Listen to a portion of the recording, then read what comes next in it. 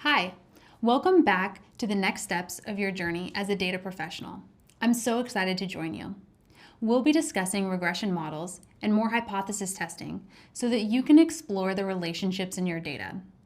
The tools we learn about together will allow you to uncover powerful insights about your data, tell compelling stories, and influence decisions and strategy making. The modeling fundamentals we explore in this course will give you an even stronger foundation to pursue entry-level jobs in the data career space and to tackle more advanced topics in the future, like machine learning. I'm eager for us to connect all the pieces you've learned so far.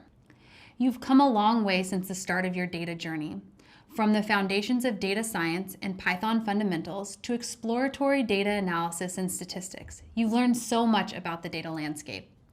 Together, we'll be applying your current skills to your first model, regressions. My name is Tiffany. I'm a marketing science lead, and I work at the intersection of data science and marketing here at Google.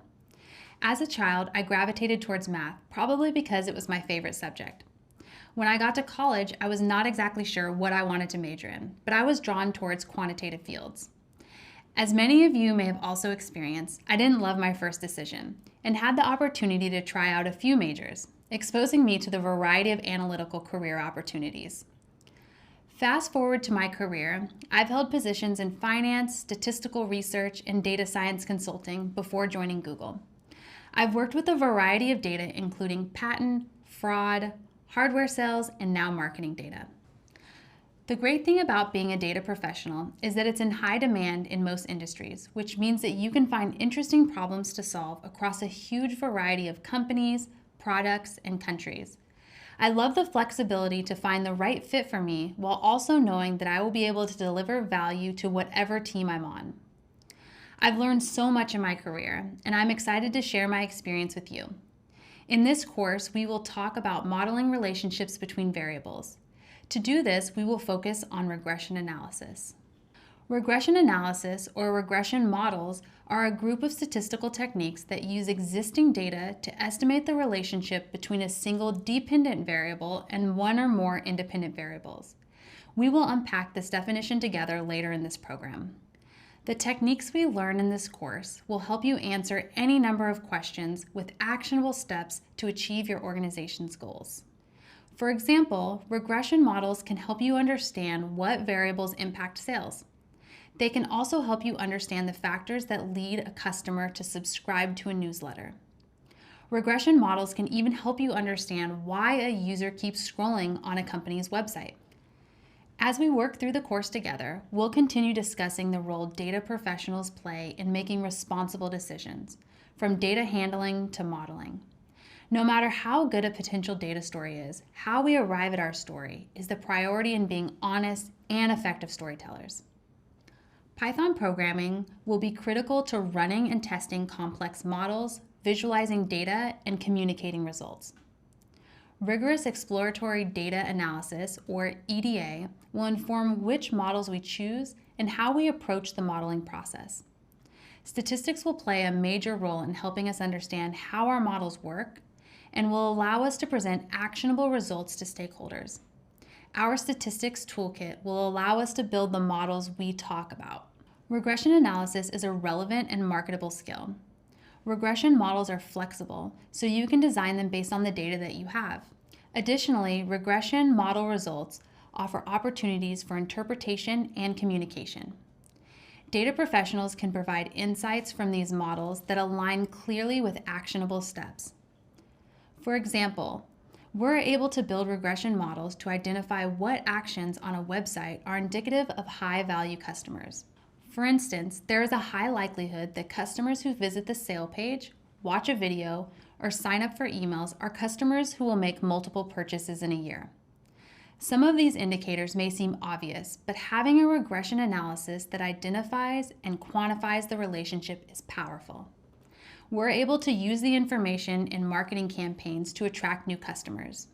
Together, we'll be exploring regression analysis as the basis of a solid foundation for building more complex machine learning models. I'm so excited to show you each of the tools in your regression toolkit. You'll get a lot of practice in Python. We'll explain how to determine if a model is appropriate for the data, how to run the model, and how to understand the computer's results. We're also going to discuss some math and review the concepts step by step the whole time. You can also review course resources whenever you want. I'm so excited to get started on regressions, so let's begin.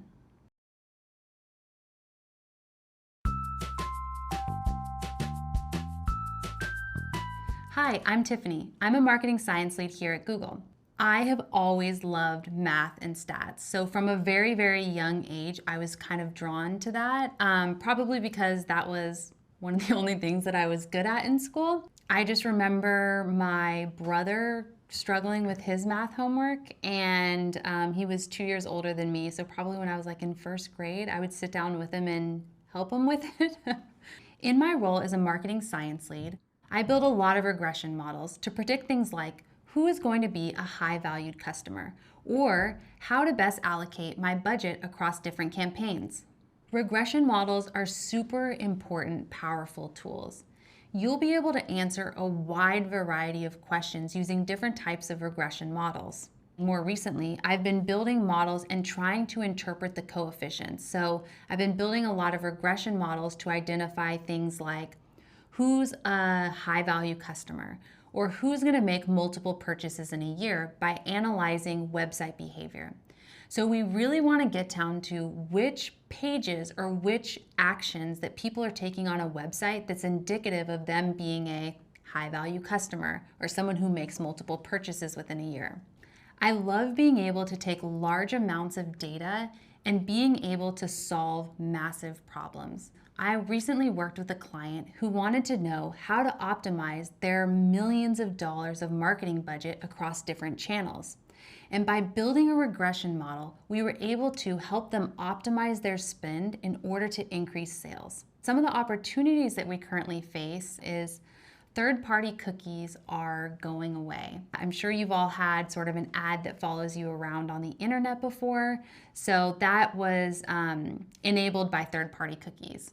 And so with those going away, we have a whole brand new opportunity to come up with different model types and different analyses to try to do things that we were easily able to identify previously using third-party cookies in that tracking system. And so there is a massive opportunity for innovation right now in the analytics field in marketing. Things are constantly changing, and there's so much information out there that you're never going to know everything that you need to know. So just keep an open mindset, and an always learning mindset is going to be key. Know that there are so many resources out there for you to research, learn, and you can do that as you go. I can't wait to explore regression analysis with you. Together, we'll learn how data professionals go from a problem to actionable insights using regression analysis techniques. We'll begin by introducing regression analysis. The focus for regression analysis is about understanding relationships between variables. We'll use the PACE framework: plan, analyze, construct, and execute to guide us through the rest of the course. Next, you'll have the chance to apply PACE to simple linear regression, which will be our first model we explore comprehensively. We'll go over the entire process from beginning to end, using different scenarios and data. Then we'll examine multiple linear regression closely. Multiple linear regression expands upon a lot of the concepts from simple linear regression, but will allow us to problem solve a larger variety of questions. We will focus on some more nuanced topics like variable selection and model interpretation. We'll also consider a few hypothesis tests, such as chi-squared test and ANOVA. These tests will help us explore different groups in the data, allowing us to glean interesting insights. Finally, we will review the fundamentals of logistic regression. This is the last and most complex model, which will set you up well to approach the rest of the program on machine learning. Whenever you're ready, I'm excited to get started on the next video. You may be familiar with terms like machine learning models or regression analysis, and if not, you're in the right program. Next up, we'll get started on our learning journey. To begin, we're going to discuss a few key terms and definitions. Regression models are based on a statistical foundation. Models used in the data career space are a family of techniques that rely on existing information or data points to inform what we might think other data points will look like. The goal is always to tell a story about the relationships between the variables in the data. The story will help stakeholders adjust their business strategy and decisions. Modeling follows an iterative process. You may be familiar with other frameworks, such as the data lifecycle or the 6 steps of exploratory data analysis. In this course, we will cover each step of the modeling process using PACE. Outlined earlier in this program, PACE, plan, analyze, construct, and execute, provides us with the foundation for conducting regression analysis. Let's take some time to preview how PACE works in the context of regression analysis. In regression modeling, the plan stage is about understanding your data in the problem context. Knowledge you bring, whether from industry or others, can be instrumental in the plan stage. By considering what data you have access to, how the data was collected, and what the business needs are, you'll be able to strategically analyze, construct, and execute the rest of your work. The plan stage will guide the other 3 stages of PACE. After you plan, you have to analyze. In this stage, you examine your data more closely so you can choose a model or a couple of models you think might be appropriate. When working with regression analysis, this is where you use Python to perform EDA and check the model assumptions as needed. Model assumptions are statements about the data that must be true to justify the use of particular data techniques. As a data professional, you will use statistics to check whether model assumptions are met. A good understanding of statistics gives data professionals the power to construct meaningful models. After you analyze, you must construct. For regression analysis, this is where you actually build the model in Python or your coding language of choice. This step involves selecting variables, transforming the data as needed, and writing code. Even though you checked model assumptions before you built the model, many model assumptions need to be rechecked after the model is built. So you'll do that in the construct phase as needed. The last part of construct phase is evaluating the model results. At this point, you are answering the questions, how good is my model? You'll choose metrics, compare models, and get preliminary results. Then, based on your evaluation, you can use EDA to refine your model accordingly. Of course, as a data professional, you must first and foremost be an honest storyteller. Studying the results produced by the regression will uncover relationships within your data and help you discover insights to tell the full story. This leads to the last part of PACE, execute. You'll interpret everything you learned from analyzing and constructing to share the story. You'll prepare formal results and visualizations and share them with stakeholders. To do this, you'll convert model statistics into statements describing the relationship between the variables in the data. These descriptions must consider the context and initial questions from the plan phase. At the center of everything is data, and the PACE framework helps data professionals stay organized. The insights data professionals produce must be data-driven and accurate, and they have to make sense given the business or community context. We'll go over these steps using examples later in the course, but PACE is iterative. As you grow as a data professional, your experience will help you decide when to pivot between stages of PACE. You might switch the order or repeat steps depending on the situation. Now that we've laid out the pieces of the modeling puzzle, we can talk about how correlation and regression are related. Then, we will explore 2 foundational regression models, linear and logistic regression. These models will be covered in more depth in later videos. This overview will provide you with a solid basis of understanding. Time to start putting together our puzzle. Don't forget your statistical grammar tools. You'll need them. Previously, we learned that regression analysis is about estimating relationships between a single dependent variable and one or more independent variables. In this video, we will discuss our first modeling technique, linear regression. Many patterns that you've observed in daily life can be expressed using linear regression models, which is pretty cool. For example, as a version of computer software gets older, online searches for that software version may decrease. As a social media personality gains followers, their book sales increase. These relationships can be modeled using a linear regression. The linear in linear regression indicates the kind of relationship we can visualize on a graph, a line. A line is a collection of an infinite number of points extending in two opposite directions. In a graph, the individual points show up as a line, and we only see a portion of the line. Linear regression is a technique that estimates the linear relationship between a continuous dependent variable y and one or more independent variables x. For example, we could model the relationship between the prices of a product and the number of sales. Our y variable would be the number of sales, and our x variable would be the prices.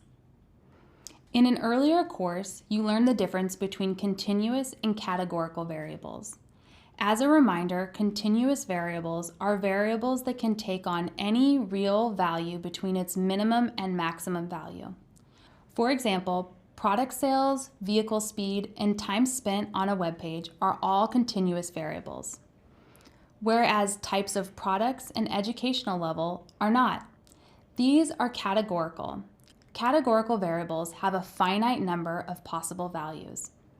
While linear regression allows us as data analytics professionals to estimate continuous dependent variables, there are other regression models that let us estimate categorical variables. We'll learn more about those in a later course. Throughout this course, we'll talk about dependent and independent variables. The dependent variable is the variable a given model estimates. Sometimes the dependent variable is also called a response or outcome variable, and is commonly represented with the letter y.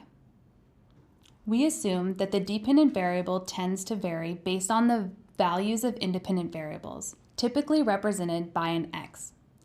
Independent variables are also referred to as explanatory variables or predictor variables. For example, let's say you're working at a cake shop and you're trying to understand the factors that contribute to cake sales. The dependent or y variable would be the number of cake slices sold on any given day. An independent or x variable could be how many cups of coffee are sold that day. Maybe as more coffee is purchased, more cake is also purchased. In linear regression, you might encounter two more terms, slope and intercept. The slope refers to the amount we expect y, the dependent variable, to increase or decrease per 1 unit increase of x, the independent variable. The intercept is the value of y, the dependent variable, when x, the independent variable, equals 0. Going back to cake and coffee, the slope would be how many slices of cake are purchased per cup of coffee purchased. The intercept would be the number of cake slices that are sold when 0 cups of coffee are sold. When two variables, x and y, are related in a linear way, we say they are correlated. Using statistics, we can actually calculate how strong the linear relationship between x and y is. Pretty cool. There are two kinds of correlation, positive and negative. Positive correlation is a relationship between two variables that tend to increase or decrease together. For example, as more cups of coffee are purchased, more cake slices are purchased. Negative correlation, on the other hand, is an inverse relationship between two variables. When one variable increases, the other variable tends to decrease. And the reverse is true too. For example, let's say you're still working at the cake shop and you're estimating how often to refill the iced coffee dispenser. You could model the relationship between iced coffee and hot coffee sales. As hot coffee sales increase, you might notice iced coffee sales tend to decrease. Or perhaps you're working at a media company and you're analyzing readership. As the length of news articles increases, the number of people that finish reading the article might decrease.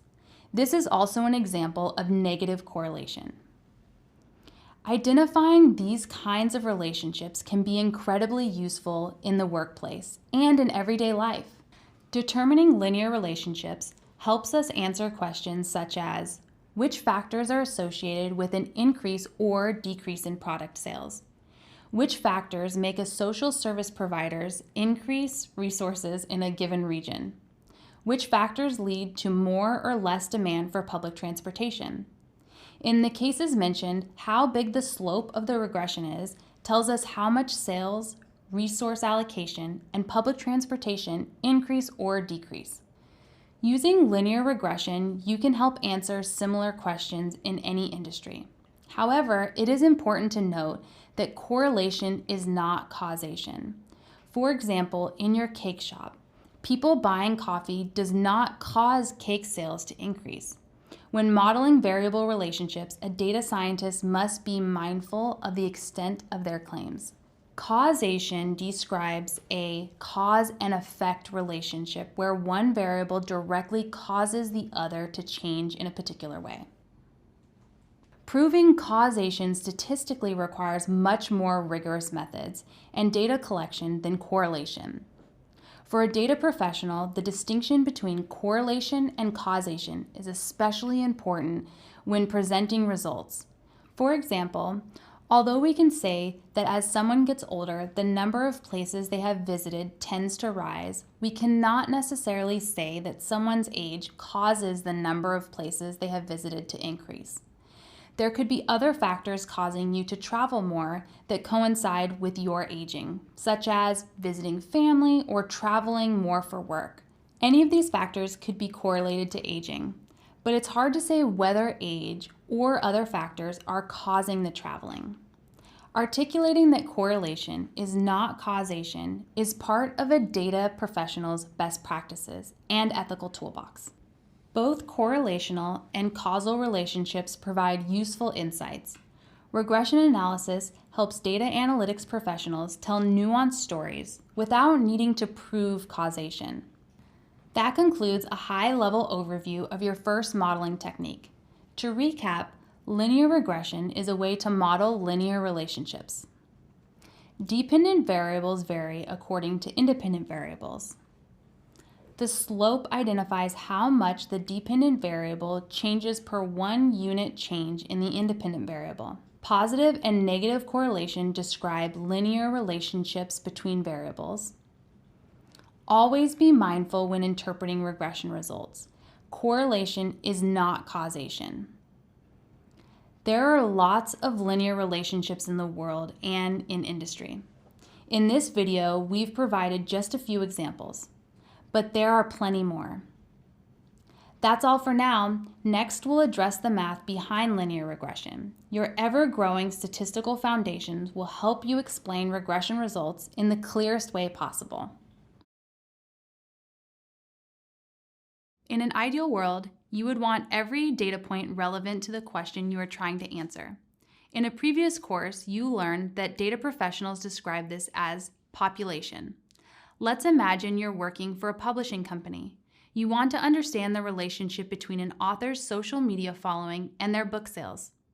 You would need data on every book author's social media follower count and every book sale of all time. This is an impossible task, but luckily you don't actually need an entire population to run meaningful regression analysis. You can get a reasonable estimate with a representative sample. A sample is a part of the population, which is just the statistical way of saying a sample is some of the data you could possibly have.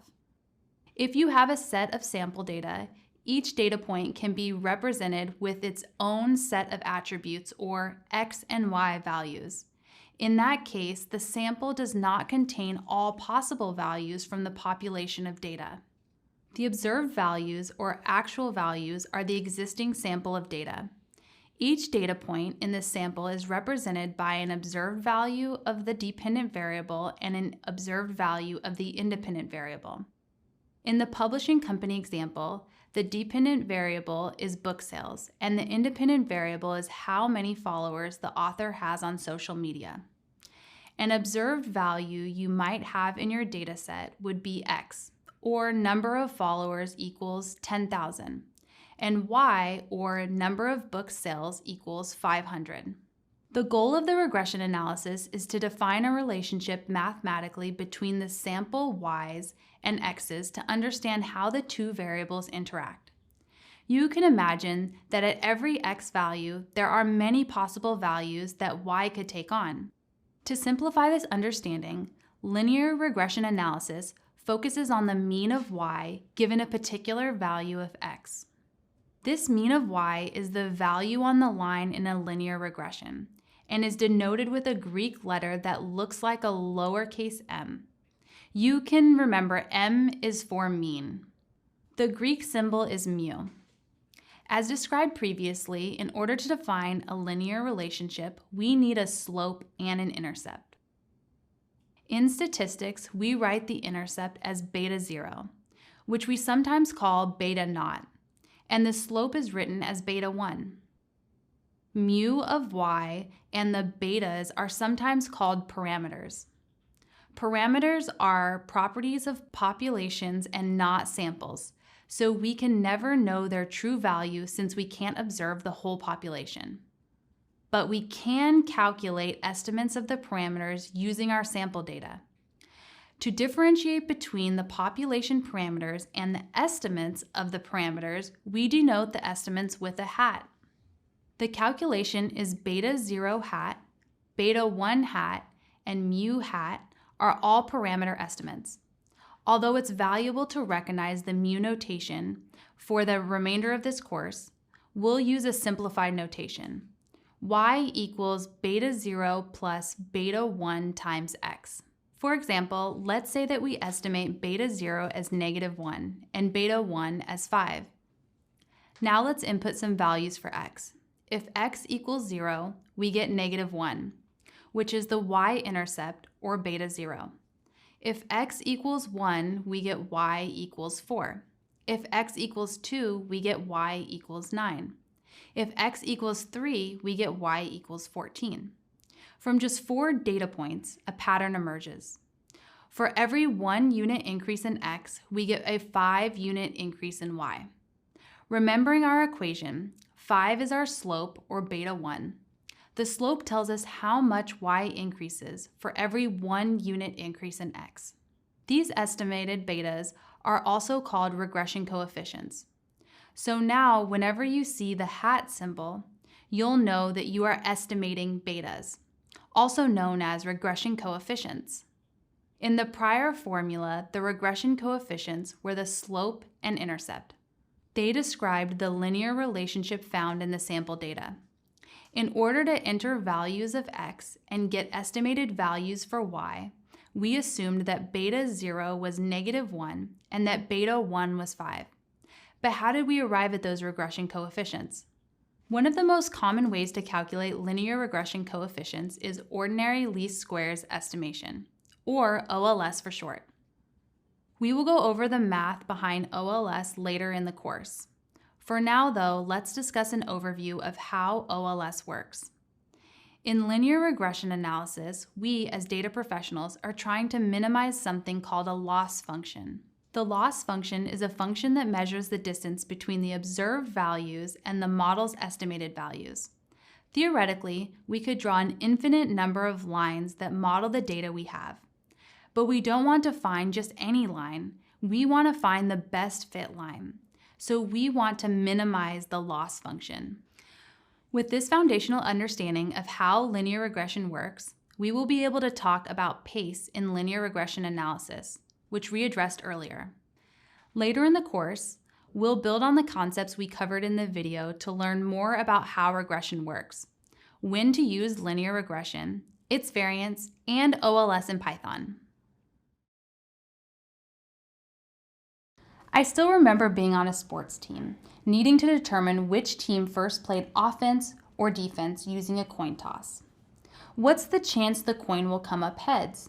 What's the chance the coin will come up tails? The probability of either event occurring is 0.5 or 50%. This is a classic probability problem. But in the field of data analytics, we get to use a technique called logistic regression to model much more complex probability problems. For example, what factors lead to someone subscribing or not subscribing to a newsletter? Under what circumstances does someone comment on an online video or social media post? Given certain factors, how likely is it that someone renews their membership to an organization? All of these questions are tackling discrete events or categorical data. There are a specific set of possible outcomes. Subscribe or don't subscribe, comment or don't comment, renew or don't renew. To answer these kinds of questions, data professionals use a model called logistic regression. Logistic regression is a technique that models a categorical variable based on one or more independent variables. The dependent variable can have two or more possible discrete values. Let's say that your company has a newsletter and is interested in increasing readership. On the company website, users have the opportunity to subscribe to the newsletter. One factor related to the newsletter subscription could be how many minutes the user spends on the webpage before leaving. Our dependent variable y has two possibilities. Users don't subscribe, which we'll represent with a 0. Or users do subscribe, which we'll represent with a 1. Our independent variable x is continuous and measures how many minutes the users spend on the web page before leaving. Let's graph the hypothetical data on a scatter plot, like we would when doing EDA or exploratory data analysis. We can observe that the data points are roughly in two horizontal lines. The higher one indicates the user subscribed. This is when y equals 1. The lower one indicates that the user did not subscribe. This is when y equals 0. The x-axis indicates how long the user was on the site in minutes. Since the relationship between x and y is not just a straight line, we need a new mathematical way of expressing the relationship between x and y. Logistic regression will allow us to model the probability a user will subscribe to the newsletter. The key concept is that the mean of y given x is equal to the probability of y equals 1 given x. Let's explore this idea. At this point, our observed y values are just a bunch of zeros and ones. To find the mean, we would sum all of our observations and then divide the total by the number of observations. Because some of the observed data are zeros, when summing the observations, the zeros all add up to 0. Therefore, the sum of all the observations is equal to the total number of ones. Then we divide by the total number of observations. This is equal to the probability of y equaling 1, or someone becoming a subscriber. In this case, we know that the mean of y given x is equal to the probability of y equaling a certain outcome given x. Sometimes the probability of y given x is written as p to reinforce the idea of probability. To help you remember, you can think p is for probability. Now we want to understand what variables help explain those probabilities. Mathematically, we need a way to relate the x variables to the probability that y equals 1. Imagine we only have one independent variable. So then we need to relate the probability of y equals 1 to beta 0 plus beta 1 times x. In logistic regression, we use a link function to express the relationship between the x's and the probability that y equals some outcome. A link function is a nonlinear function that connects or links the dependent variable to the independent variables mathematically. We will discuss how logistic regression and link functions work in more detail later on. But for now, just know that this is an example of the differences between linear and logistic regression models. Let's review a few more similarities and differences between modeling approaches. First, linear regression involves a y that is continuous, like book sales, while logistic regression involves a y that is categorical, like newsletter subscription. Choosing one model over the other is about the kind of data you have. You can answer similar questions about what factors impact an outcome of interest. Secondly, since linear regression models a continuous variable, we're estimating the mean of y. But logistic regression models a categorical variable. So we're modeling the probability of an outcome. For example, if y equals 1 or if y equals 0.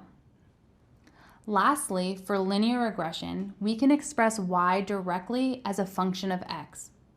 But for logistic regression, we need a link function to connect the probability of y with x. We'll continue focusing on logistic regression with just 2 categories, like the subscription problem. But there are a more complex version of logistic regression that can model multiple outcomes or categories, such as types of skincare products people buy, or types of services that people receive.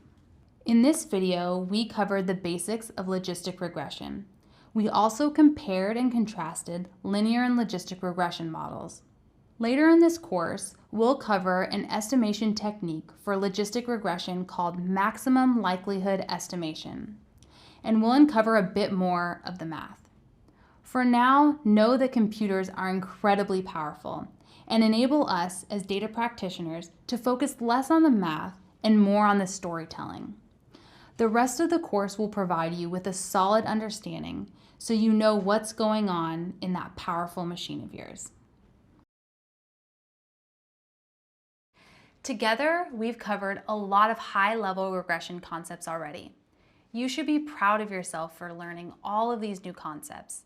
It's been incredible starting you off on your regression journey.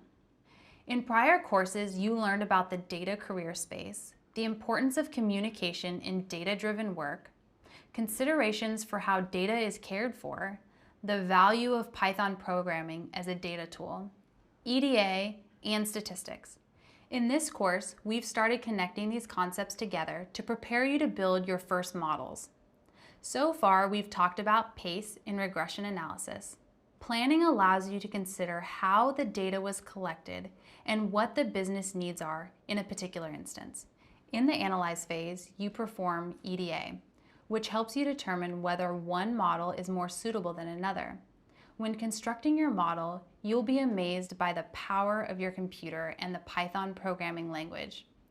Through model construction, you'll apply your creativity as you visualize your data and regression models as well. You'll then rely again on statistics and math to evaluate any model you encounter. Finally, in the execute phase, you have to focus on communication as you interpret the results of your model. By combining the 4 steps of PACE, you'll start creating data-driven stories soon. We covered 2 models briefly, linear regression and logistic regression. These models are able to estimate common relationships between variables that we observe in our personal and professional lives.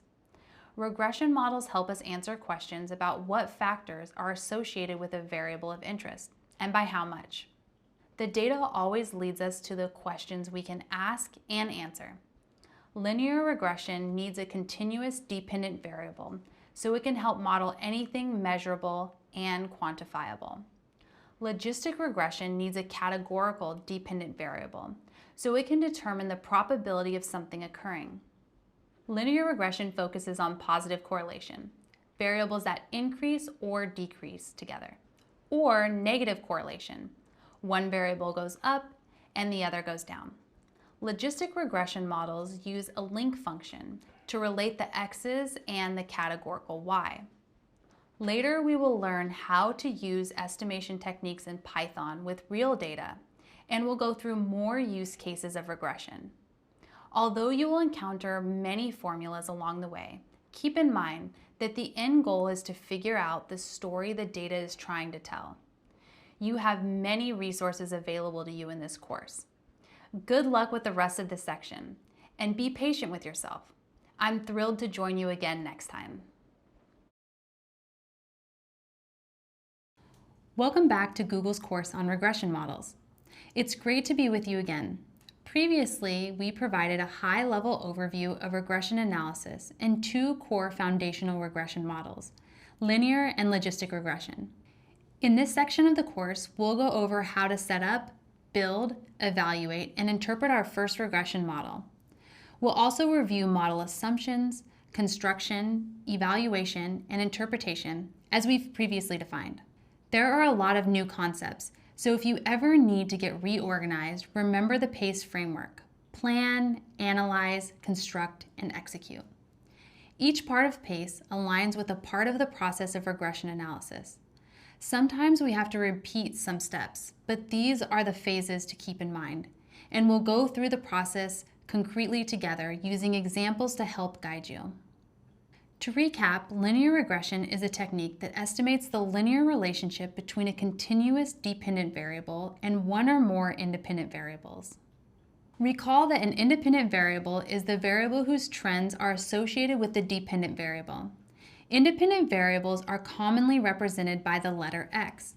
Meanwhile, the dependent variable is the variable that a given model estimates, also known as the outcome variable. The dependent variable is commonly represented by the letter Y. We'll learn more about simple linear regression. Simple linear regression is a technique that estimates the linear relationship between one independent variable, X, and one continuous dependent variable, Y. The model assumptions, code, evaluation metrics, and interpretation skills we review here will extend directly into more complex models like multiple linear regression. By solidifying your foundation through simple linear regression, you'll be prepared to tackle advanced models that can answer more complex questions in different industries and business contexts. As we go through simple linear regression together, you'll combine many of your prior skill sets, including Python programming, exploratory data analysis, or EDA, and statistics. These tools will allow you to construct a simple linear regression model that can help you influence strategy and decision-making in any company or organization. The key terms, activities, and learning resources that we explore together in these videos will also be important in the rest of this course, which will refer back to our discussions of simple linear regression. Together, we'll go through all the stages of PACE while learning regression modeling. We'll first review the linear regression equation, and then learn about estimating parameters using ordinary least squares. Then we'll define each of the four key assumptions of simple linear regression. As for the analyze stage, we'll use Python and EDA to verify if our data meets these assumptions. In the construct stage, we'll build your first regression model in Python together. You'll also have opportunities to practice both Python and EDA on your own as well. We'll also learn several evaluation metrics and a technique to help you quantify how good your model is. Lastly, aligned with the execute stage, we'll use our metrics to practice interpreting our results for stakeholders and non-technical audiences. I'm so excited to get started on simple linear regression modeling. So let's begin.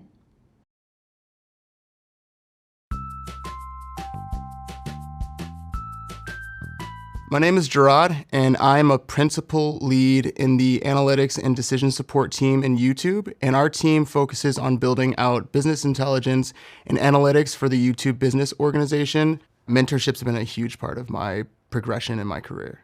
I've had the fortune of many mentors over the course of my career, both at Google and outside of Google, some from schooling, some just by happenstance, but every single one of them have given me something that was either a motivating factor or encouraged me to believe more in myself, or that just were there to listen to me vent about something not working or whatever it might be.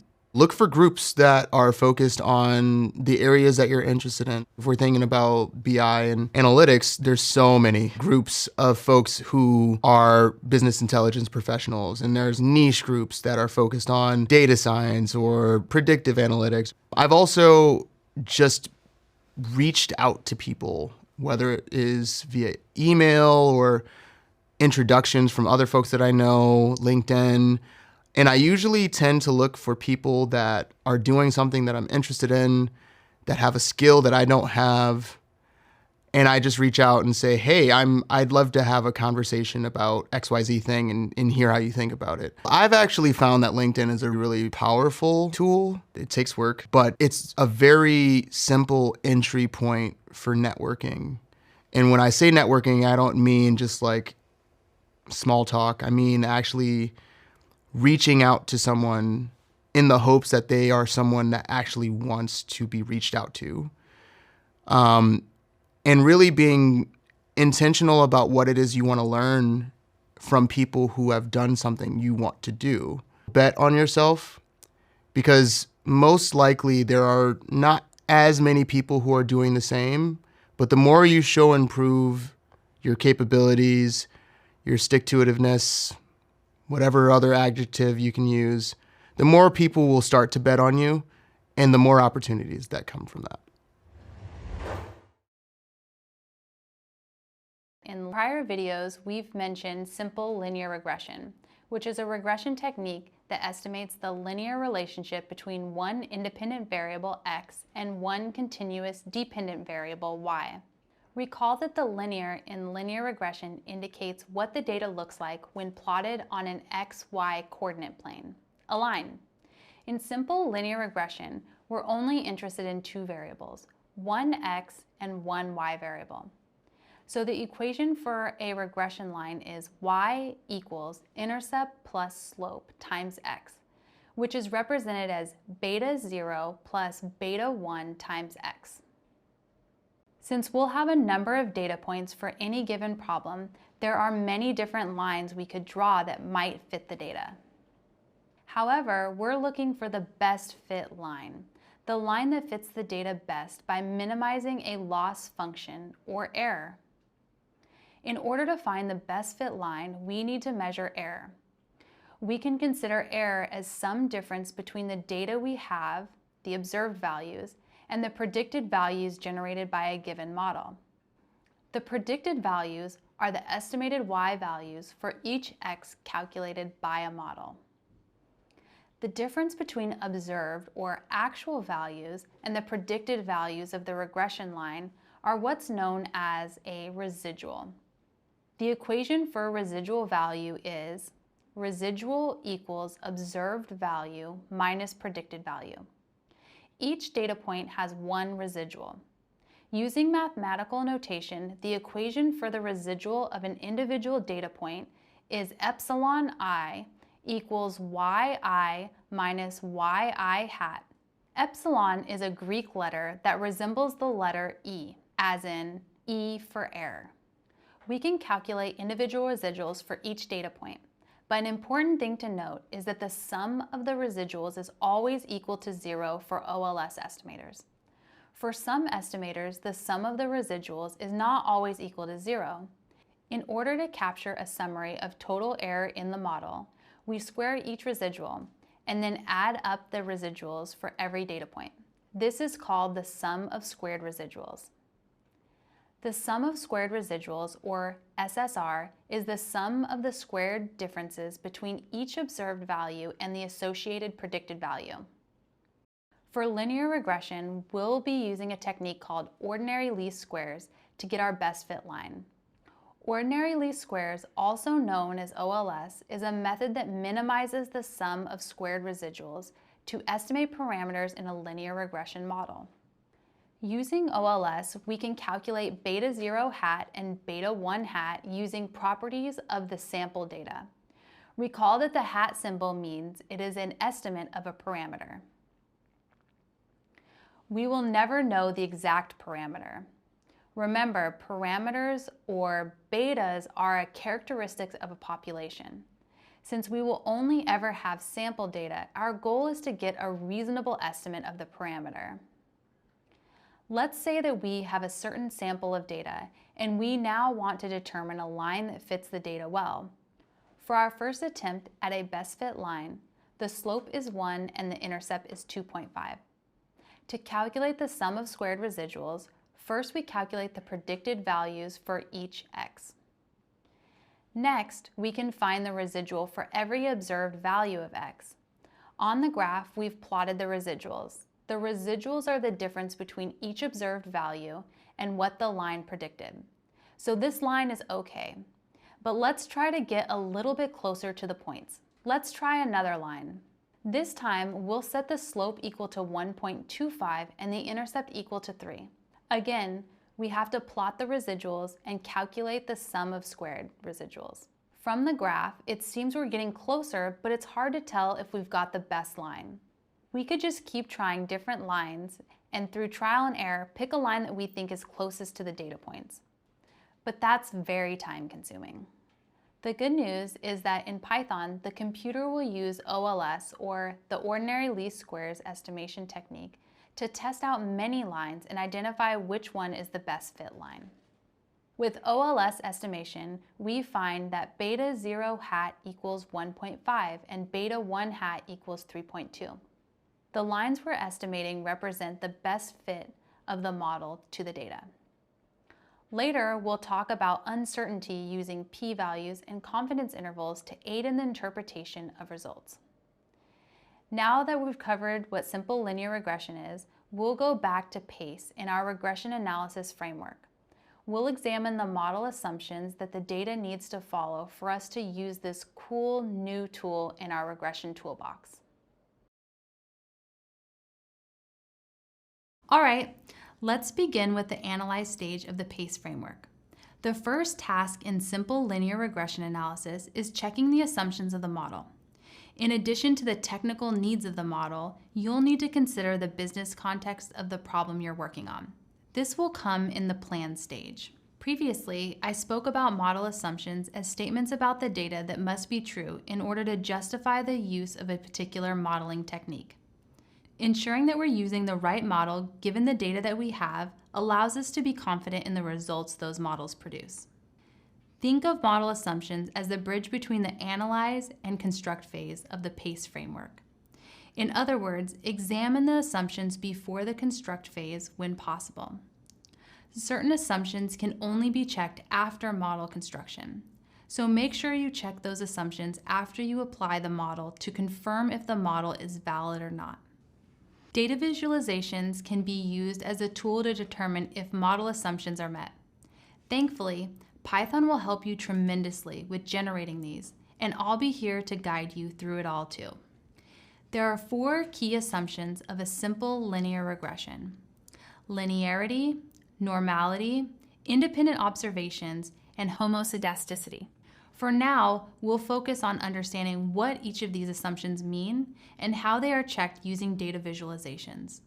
The first assumption of a linear regression just so happens to be the simplest to check for: the linearity assumption.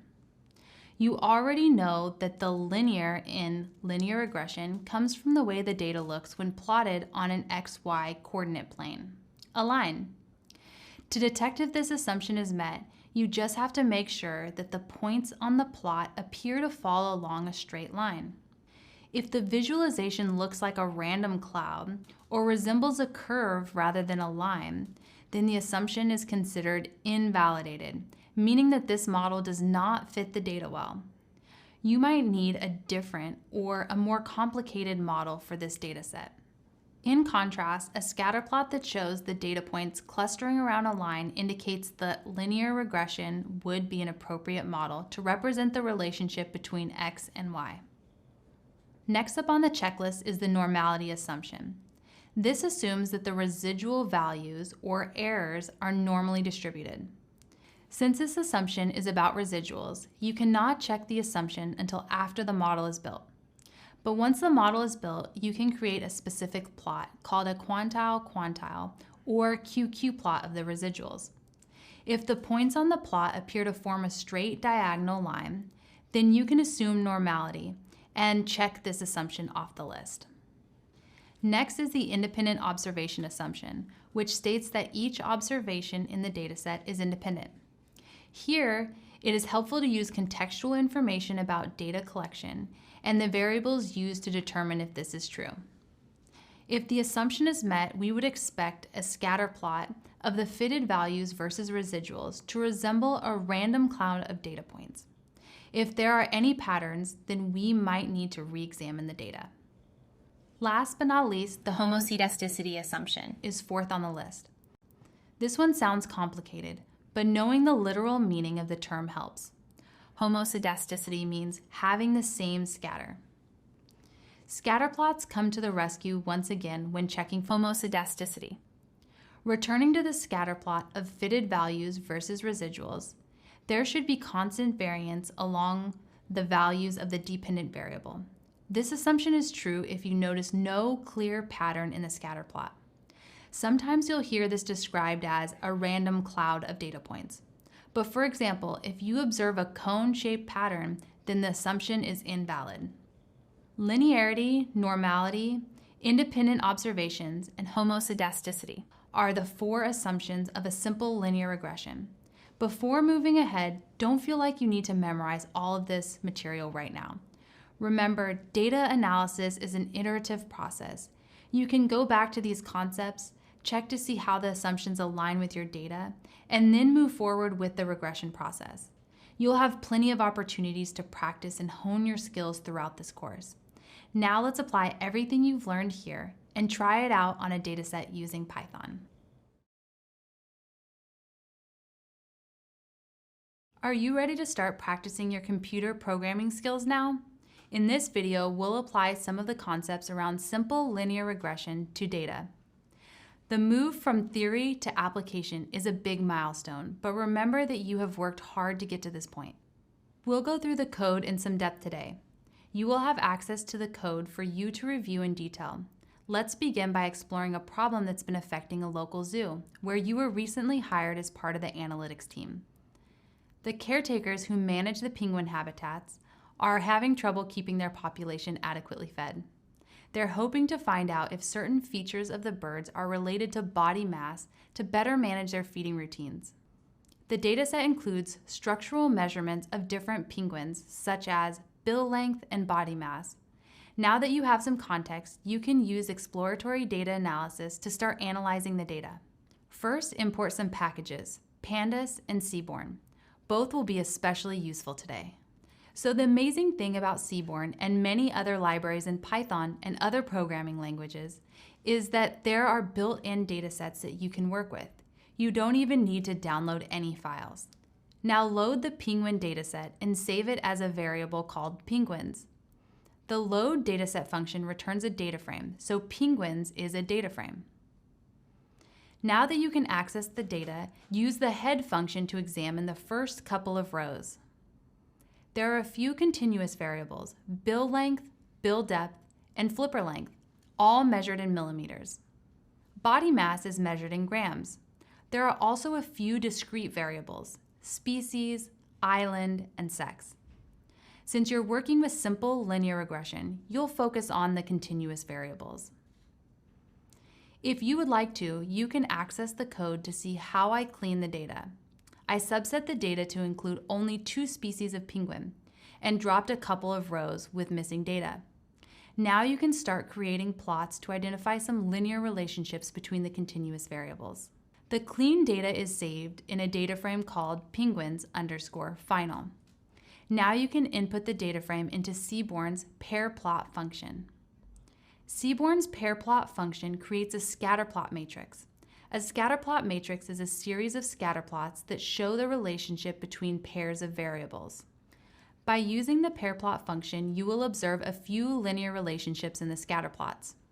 The diagonal displays the distribution of the continuous variables. This assures you that the data has met the linearity assumption for building a simple linear regression. First, bill length and body mass seem to be positively correlated. Next, flipper length and bill length also seem to be positively correlated. Lastly, body mass and flipper length also seem to be correlated. Let's explore the relationship between bill length and body mass further in terms of linear regression assumptions. We know we have met the first linear regression assumption of linearity. Luckily, the diagonal of the pair plots also shows us the distribution of each variable. We can observe that both bill length and body mass are close to being normally distributed. This suggests that we'll probably have normally distributed residuals. The third assumption is of independent observations. Since each row has data on a different penguin, we have no reason to believe that one penguin's bill length or body mass is related to any other penguins. We can confirm the last assumption, homoscedasticity, after we build our model when we graph the residuals. Now let's subset the data once more to isolate bill length and body mass. Note the use of double squared brackets, which tells Python which columns you want to choose. Write out the regression formula in terms the computer can understand, and you'll save it as a variable called formula. As you do this, pay careful attention to the column names. You need to specify the column names exactly so the computer knows how to run the regression model. First, type the Y variable column name, which is body underscore mass underscore G, a space, and then a tilde, another space, and the X variable column name, which is bill underscore length underscore MM. The tilde lets the computer know that whatever comes after is our X variable. The spaces are not necessary, but can be helpful for clarity. Now that you have the data and the formula, you can create an OLS object using the OLS function from the stats model module. Save the object as a variable called OLS. Input the OLS formula variable as the formula argument of the OLS function. Then input OLS data variable as the data argument. Next, you'll use the OLS object's fit method to actually fit your linear regression model to the data. Save the results as a variable called model. Finally, print out the result of the ordinary least squares estimation, which is the technique the OLS function used to build the linear regression model. Then use the model's summary method, which will print out a table of many different statistics. This table contains lots of information. We'll go through some different sections of the table later in this course, and leave the rest for you to explore on your own. For now, we'll focus on the bottom section, which details the coefficients the model determined would generate the best fit line. Since we're using a simple linear regression model, we have two coefficients, an intercept, or beta 0, and a slope, or beta 1. You can find the y-intercept of the best fit line in the intercept row of the coefficient column, which is abbreviated to COEF in the table. In this case, it's negative 1,707.2919. You can find the slope in the bill length row of the coefficient column. The slope of the best fit line is 141.1904. Let's rewrite this as a linear equation, which will help us interpret the results later. Begin by plugging the variables into the linear equation y equals intercept plus slope times x. Y is the penguin's body mass in grams, x is the penguin's bill length in millimeters. Next, the model will just calculate the intercept and slope. Round both to the nearest hundredth or 2 decimal places. This means that penguin with 1 millimeter longer bill length has 141.19 grams higher body mass on average. Remember, you still need to examine some assumptions about the residuals to double check the conclusion. Great, you have fit a linear regression model to the data. To finish checking the model's assumptions, calculate some fitted values using your model's predict method. Then you can access the residuals using the model variable. By residuals, we mean the difference between the actual and fitted values using the model's resid attribute. Finally, create a couple of plots to confirm your findings.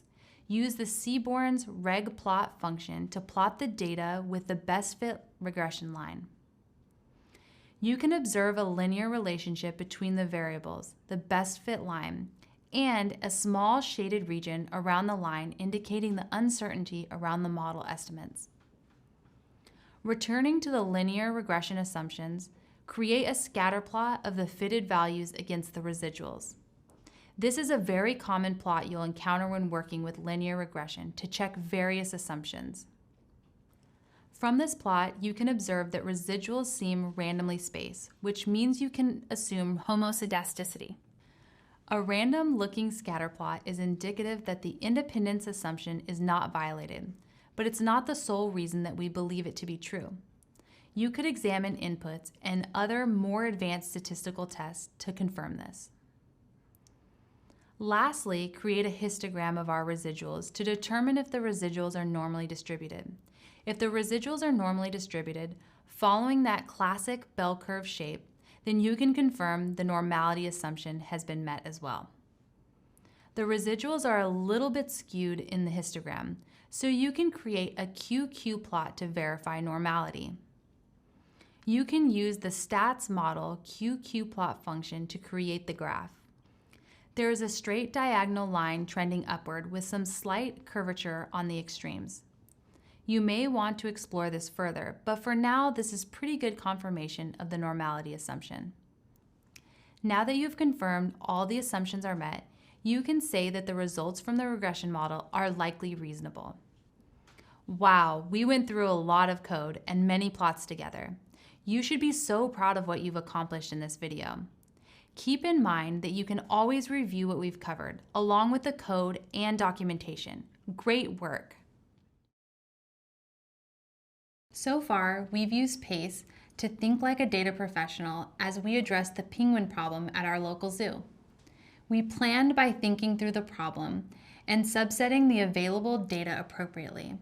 How can we better understand the relationship between penguin anatomy and their body mass? In the analyze stage, we performed EDA and checked model assumptions. Then moving on to the construct stage. As a reminder, there are two parts. We built our model and were able to pull out some parameter estimates. Now we're going to focus on the next step of the construct phase, model evaluation. Model evaluation is an important practice in data analysis. Careful evaluation and interpretation of your regression model helps you understand its performance and accuracy. To start, let's revisit the results from our regression model. Based on the summary results, you know that OLS has determined that the best fit line has an intercept of negative 1,707.29 and a slope of 141.19. But randomness and unpredictability are characteristics of every regression model that make it difficult to predict outcomes with 100% certainty. After all, there is still a difference between our observed and predicted values. You've just found the model that you are most certain about. To explore the notion of uncertainty further, let's turn our attention to the rest of the OLS summary table rows about the intercept and bill length. There is a column labeled P greater than the absolute value of T. This indicates the P value associated with the coefficient estimates. The two columns to the right of the p-value column indicate a 95% confidence interval around the coefficient estimates. When evaluating simple linear regression results, you'll focus less on the intercept row and more on the row involving your independent variables of interest. In this case, that's bill length. So you can say that the coefficient estimates for bill length is 141.19 with a p-value of 0.000 and a confidence interval from 131.788 to 150.592. Previously, when you learned about hypothesis tests, confidence intervals were defined as a range of values that describe the uncertainty surrounding an estimate. In the case of linear regression, we are estimating parameters. So a 95% confidence interval means that interval has a 95% chance of containing the true parameter value of the slope. What if the slope and intercept were slightly different? Well, let's draw out a few different lines on our plot with slightly different slopes and intercepts, all within our confidence intervals. We get a region around the regression line that is tight around the center and fans out a bit towards either end of the line. This shape may appear familiar. You plotted it previously using Seaborn's regplot function. These lines make up the shaded region that was around the regression line. Essentially, the confidence interval around the parameter estimates reveal what we call a confidence band. A confidence band is the area surrounding the line that describes the uncertainty around the predicted outcomes at every value of x, typically expressed as a shaded region around the best fit line on a scatter plot. A confidence band reveals the confidence interval for each point on a regression line. Confidence bands are simply another way to report your findings responsibly. Simple linear regression is a powerful addition to any data professional's toolbox. Whether you are analyzing the financial impact of price increases to a streaming service, or you're forecasting sales for a fashion boutique, regression analysis can help you make discoveries and understand the relationship behind the data. But we must remember, data is noisy and results can be uncertain. When using regression models like simple linear regression, even the best data doesn't tell a complete story. As a data analytics professional, you should always aim not only to evaluate the performance and accuracy of your models, but also to report uncertainty. Communicating about confidence intervals and confidence bands is part of being a responsible data professional. These metrics will also help you understand how well the models can tell the story behind the data.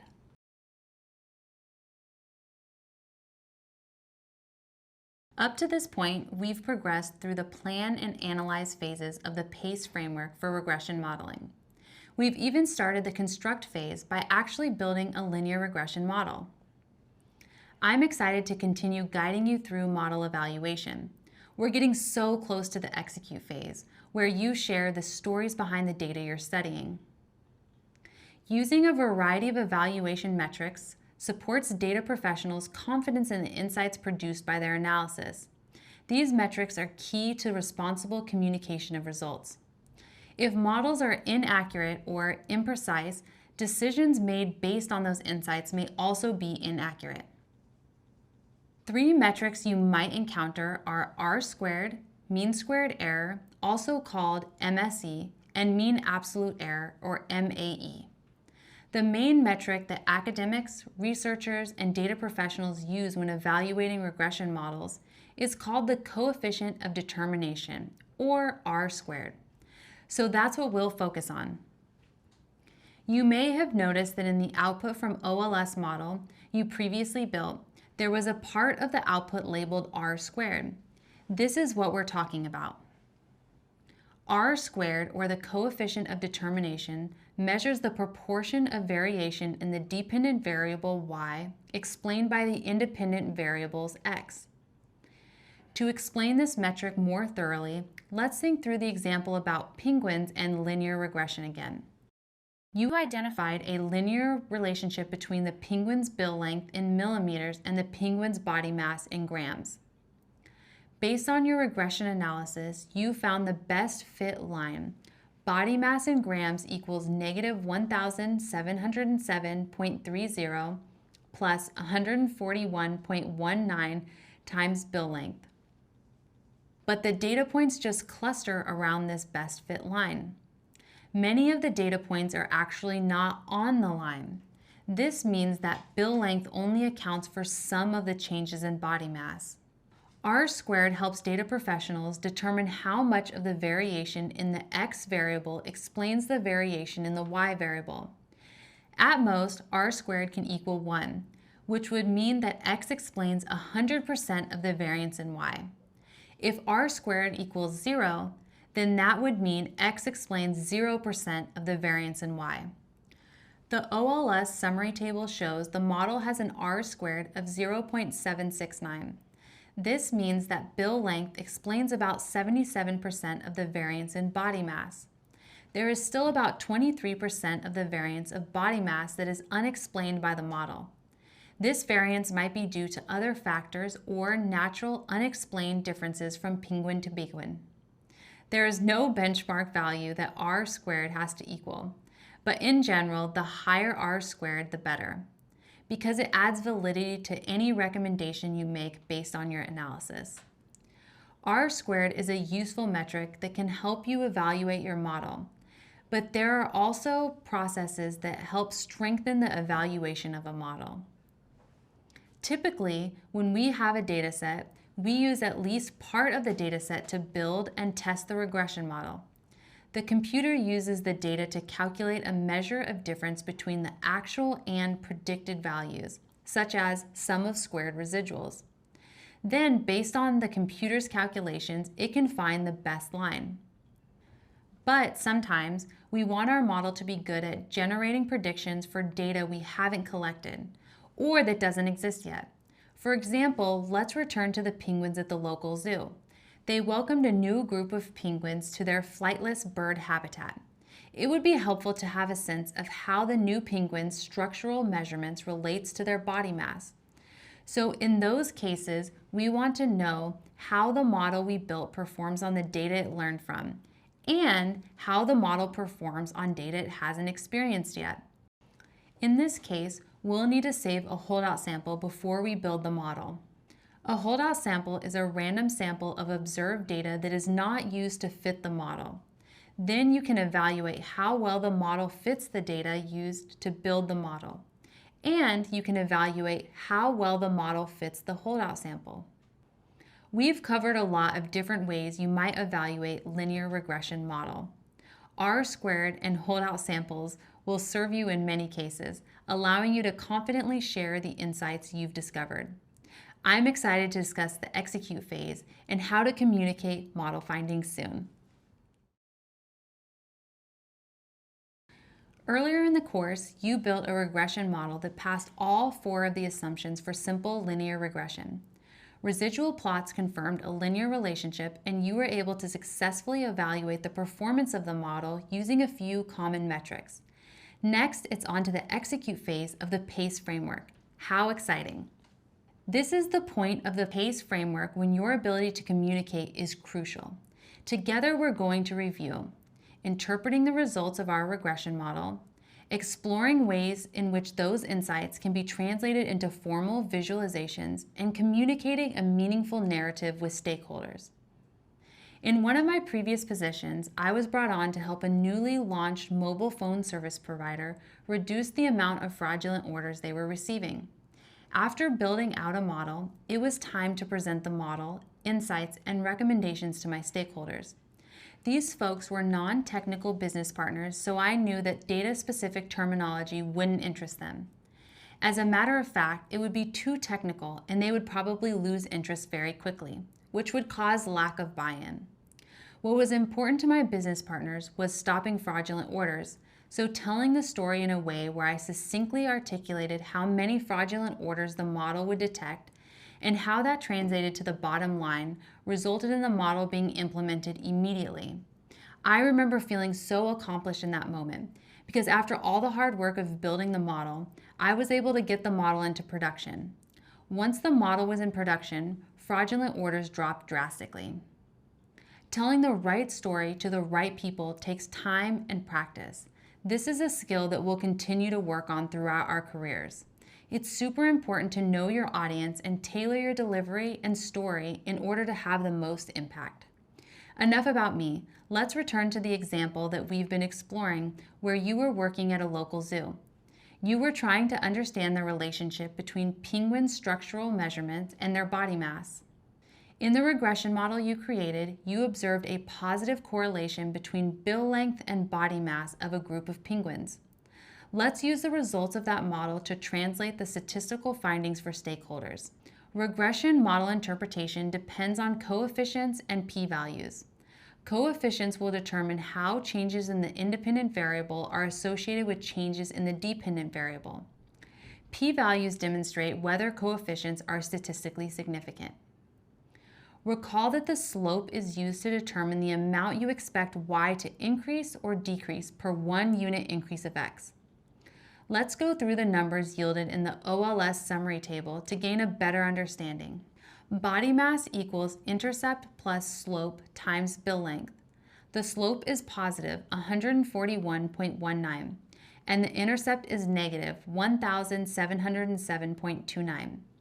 Next, let's review the p-value. The coefficient for bill length has a p-value of 0.000. This p-value tests the null hypothesis that the coefficient is 0. If we observe a small p-value, the null hypothesis is likely false. So we reject the null hypothesis and conclude that the coefficient is not 0, meaning that there is a strong relationship between x and y. It's important to understand that the positive correlation between bill length and body mass you've observed does not necessarily reflect causation. Remember, causation describes a cause and effect relationship where one variable directly causes the other to change in a particular way. The positive correlation between bill size and mass could be the result of a variety of factors. So even though we cannot speak to causation, we can still provide valuable insights about the penguins. Based on our regression analysis, we can say that for penguins with 1 millimeter more in bill length, their body mass is 141.19 grams more. These results are statistically significant with a p-value of 0.000, a confidence interval of 131.79 to 150.59, and an R-squared of 0.77. By providing measures of uncertainty around our estimates, we're responsibly reporting our results. Based on the interpretation of the numbers, you can contribute to the zoo community around you. Each person on the team at Untrue Zoo brings a variety of experiences and knowledge. The input from your colleagues adds richer detail to the story the model tells. Without the informed perspectives of the other bird caretakers, the avian department would not be able to make a sound argument for an increase in food to maintain an adequate inventory that supports the penguins and other birds at the zoo. When sharing insights as a data analytics professional, you need to make sure that your findings can be quickly understood and correctly interpreted. Communicating the context of your data is one way you can report it responsibly. For example, if your results only apply to a specific penguin population, make it clear that people should be cautious about extrapolating to larger or different groups of penguins. Data visualizations are excellent ways of making statistics relatable for others. Use caution when presenting terms like coefficients and p-values in your visualizations. Consider that not everyone will fully grasp the significance of these terms immediately. There are many useful libraries like Matplotlib and Seaborn that can help create visualizations. Programs like Tableau, PowerPoint, or Google Slides allow for creation of high-quality presentations to help you provide context that's relevant to the business problem. Regardless of your visualization tool of choice, communicating with those around you is critical to your success at all points of the PACE process. As a data analytics professional, clear communication allows you and your work to have impact throughout your team and organization. Well done! You've come a long way, and you built your very first regression model. I'm so thrilled to continue your regression journey with you. Before we wrap up, let's recap what you've added to your data toolkit. Linear regression analysis is a foundational data science technique. By now, you're familiar with PACE: plan, analyze, construct, and execute in linear regression analysis. You had an opportunity to use ordinary least squares estimation in Python. You used OLS to get the best fit line that minimizes the error between predicted and actual values. Next, you learned the 4 main model assumptions of simple linear regression: linearity, normality of residuals, independent observations, and homoscedasticity. You had some practice applying EDA in Python to check whether linear regression is appropriate based on meeting these assumptions. You built a model in Python, and you learned how to evaluate model fit using R-squared, holdout samples, and measures of uncertainty like confidence intervals and p-values.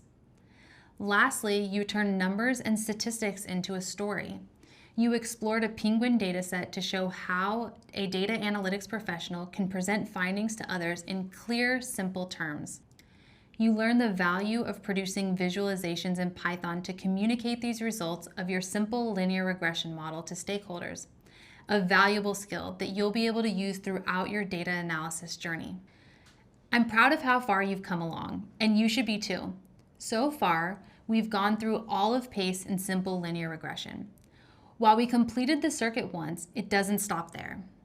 Next, we'll extend our knowledge of simple linear regression to multiple linear regression models. Simple linear regression is great for tackling problems with a single independent variable.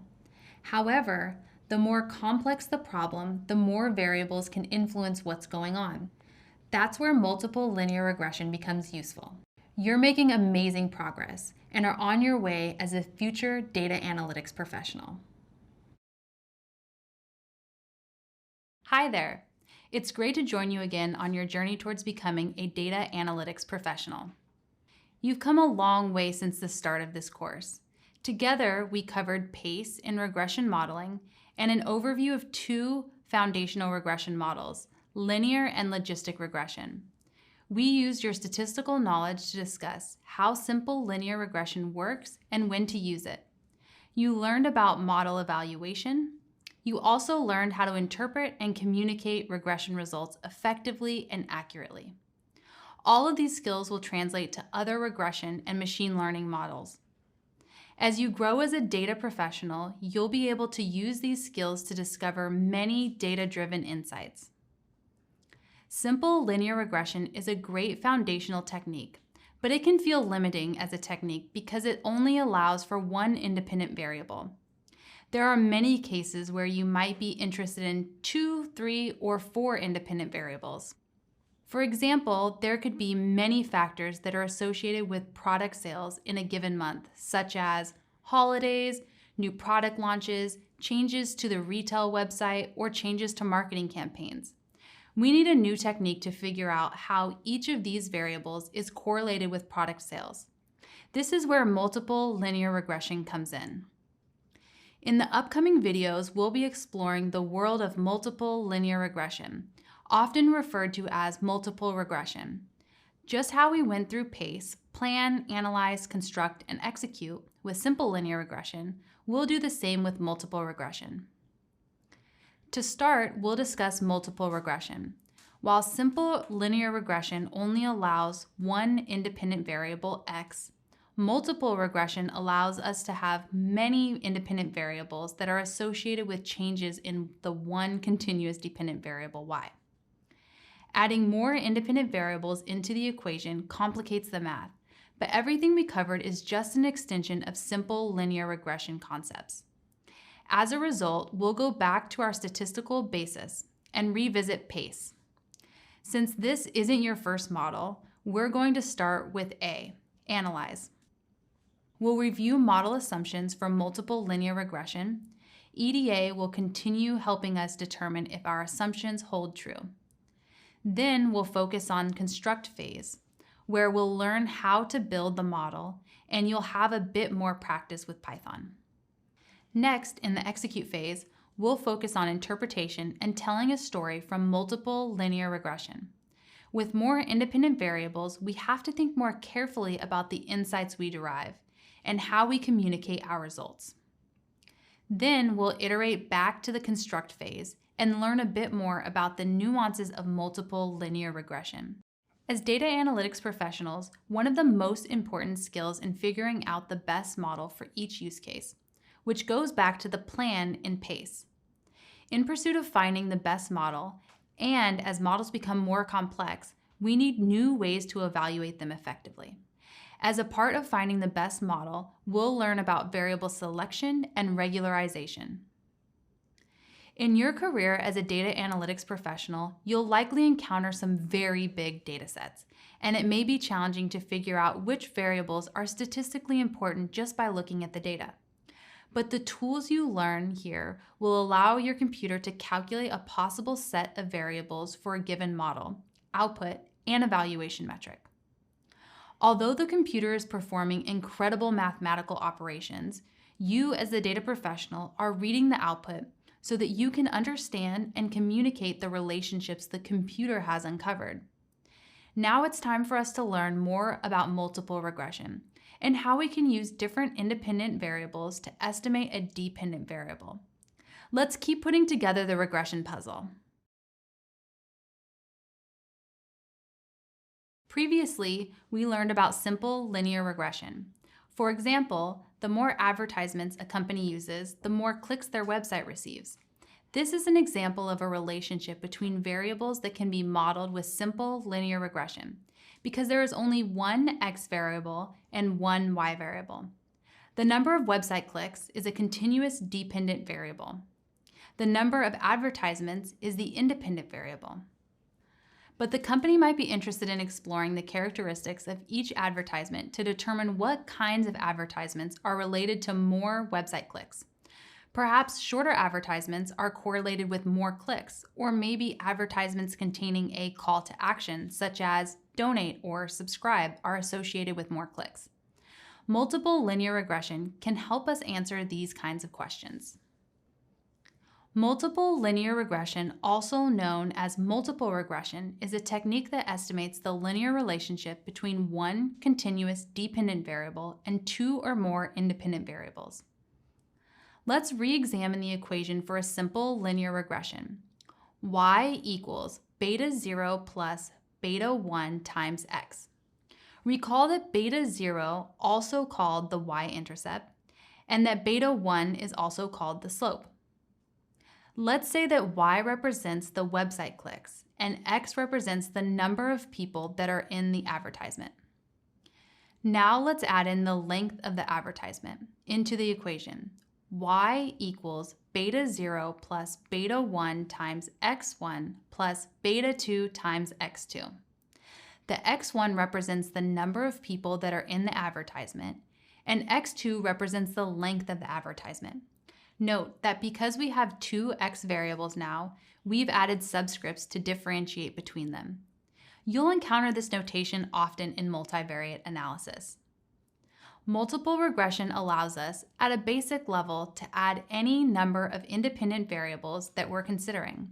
So a full multiple regression equation might be y equals beta 0 plus beta 1 times x1 plus beta 2 times x2 plus as many variables you have up to beta n times xn, where you're interested in n independent variables. Even though we are just adding more beta coefficients and independent variables, we can still reap the benefits of linear regression. Just like simple linear regression, multiple linear regression can yield highly interpretable and communicable results. But because the underlying math is a bit more complex, we have to be mindful of how we convey our results and what the coefficients mean. To ensure we're ethically communicating our results as clearly as possible, we'll go over two concepts: one-hot encoding and interaction terms. One-hot encoding allows us to use categorical independent variables in our multiple linear regression. For example, we might have print advertisements and digital advertisements. This is a categorical variable, and one-hot encoding will allow us to incorporate it into our regression model. If we want to account for how two independent variables affect the y variable together, we can use something called an interaction term. Both of these topics are important because they will change how we interpret the coefficients of our model. We will learn how to do this together in the upcoming videos.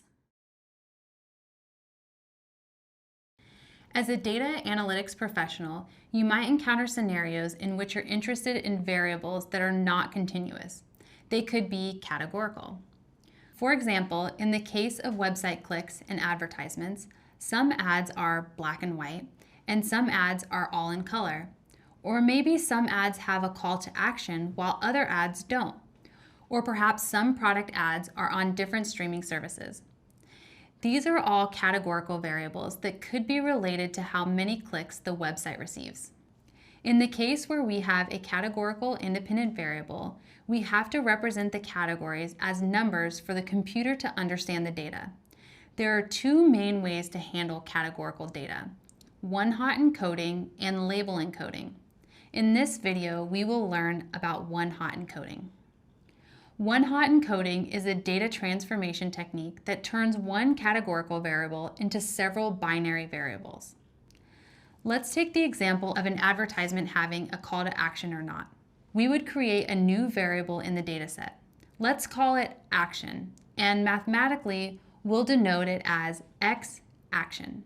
If an advertisement has a call to action, then X action equals 1. If an advertisement commercial does not have a call to action, then X action equals 0. Our equation would become Y equals beta 0 plus beta 1 times X1 plus beta 2 times X2 plus beta action times X action. X1 measures the number of people in the advertisement, and X2 measures the length of the advertisement. Now let's assume that we have two advertisements where X1 and X2 are the same, but one has a call to action and one doesn't. We can then assume that the advertisement with the call to action had beta action more website clicks than the advertisement without a call to action. Now let's remove the call to action variable. What if we are interested in which streaming platform the ad is on? Let's say the company is running ads on 3 services, A, B, and C. Let's also assume that ads can only run on one platform at a time. So if an ad is on service A, it's not on service B or C. Now we have a categorical X variable that has 3 possibilities. Let's figure out how to represent it mathematically. To represent 2 possibilities, has a call to action versus does not have a call to action, we use one binary variable. In order to represent 3 possibilities, we need 2 binary variables. Let's examine why this works. Let's imagine we have a binary variable X service A. If X service A equals 1, we know that the advertisement is playing on service A. But we also know 2 other pieces of information. If the ad plays on service A, then it is not playing on service B, and the ad is also not playing on service C. If X service A equals 0, we only know that advertisement is not on streaming service A. The advertisement could play on either service B or C. Since we have missing information, we need another binary variable to help us and the computer figure it out. Let's add a variable X service B. If X service A equals 1, we already have all of our information. We know that the ad plays on service A, so X service B must equal 0. The ad does not play on service B, and we also know it does not play on service C. But if X service A equals 0, we can learn more information from X service B. If X service B equals 1, then we know that the ad plays on service B. In turn, we know that the ad does not play on service C. Lastly, if X service A equals 0 and X service B also equals 0, then we know the ad plays on neither service A nor service B. So the ad must play on service C. Now we have all the information we need with just 2 variables. So let's revise the equation one more time. We have Y equals beta 0 plus beta 1 times X1 plus beta 2 times X2 plus beta service A times X service A plus beta service B times X service B. Now that the equation is written out, you'll notice there is no variable X service C because it would not provide us with more information. But the interpretation is a little bit different. We can think of service C as the default streaming service. So beta service A is the difference in website clicks for 2 advertisements that are the exact same except one ad is played on service C and one is played on service A. Similarly, beta service B is the difference in website clicks for 2 advertisements that are the exact same except one ad is played on service C and one is played on service B. In this video, you learn how one-hot encoding allows us to turn one categorical variable into several binary variables. Now we can start estimating how many clicks the website will get based on variables about the ad. Soon we'll go over how to use Python to one-hot encode categorical variables. We will revisit pace and regression modeling through model assumptions, model construction, model evaluation, and model interpretation together. Great work so far. I can't wait to join you in the next video. In previous videos, you learned about the model assumptions of simple linear regression. In this video, we'll review the assumptions you're already familiar with and introduce a new assumption specific to multiple linear regression. Simple linear regression and multiple regression share 4 assumptions: linearity, independent observations, normality, and homoscedasticity. The main diagnostic tools are the same: scatter plots and plotting the residuals after model construction. To recap, the linearity assumption states that each predictor variable, xi, is linearly related to the outcome variable y. Plotting scatter plots of each x variable against the y variable will inform us which variables likely have a linear relationship with y. The independent observation assumption states that each observation in the dataset is independent. We can only examine this assumption by checking the data collection process.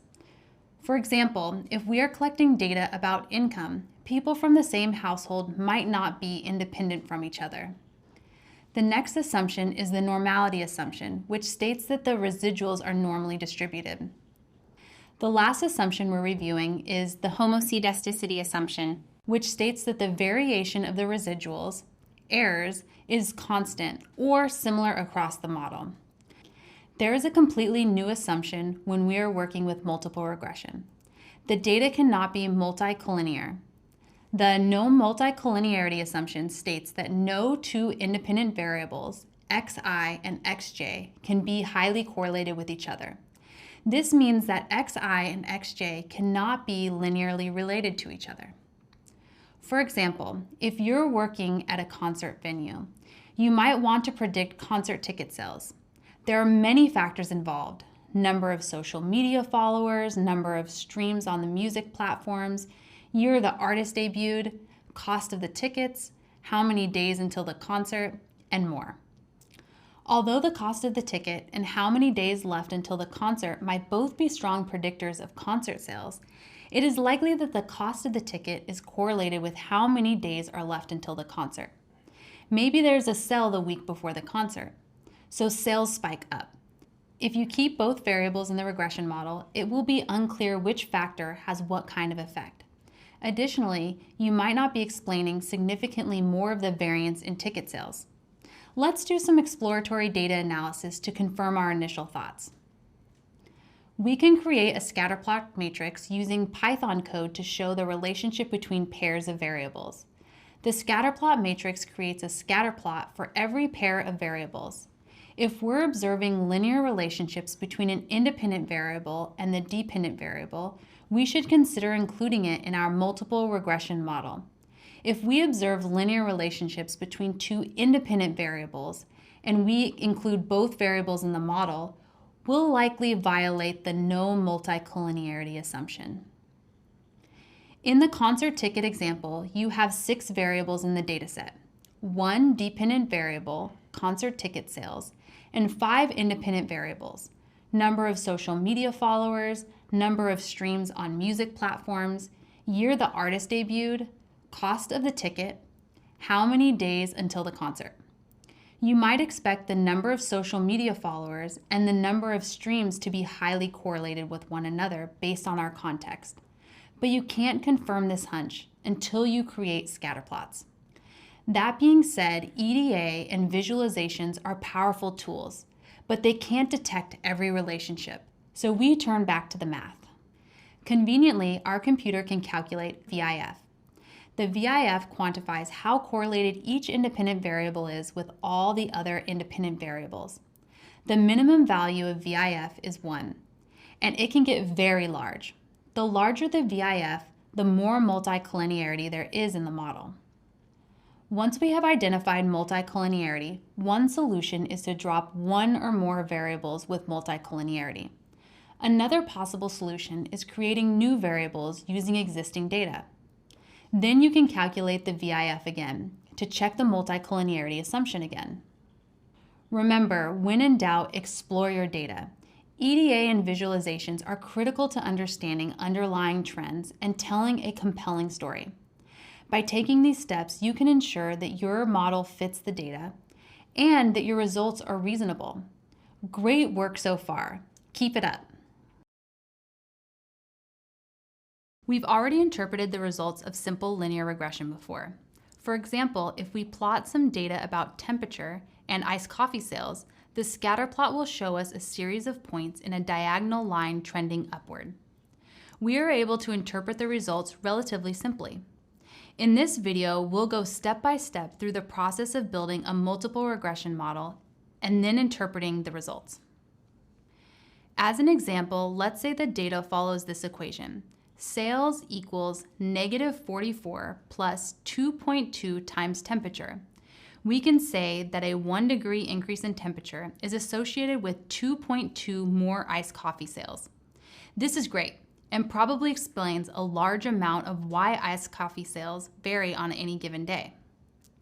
But there are other factors involved, and if you work for a large coffee company, you might be interested in exploring factors under your control. You can't change the temperature, but you can be strategic about where you build your store, or whether or not you have an ad on a nearby building. Thankfully, we're learning about multiple linear regression now. So as a data analytics professional, you can help your coffee company answer these questions. So let's add one more variable to the equation. Is there an ad near the store?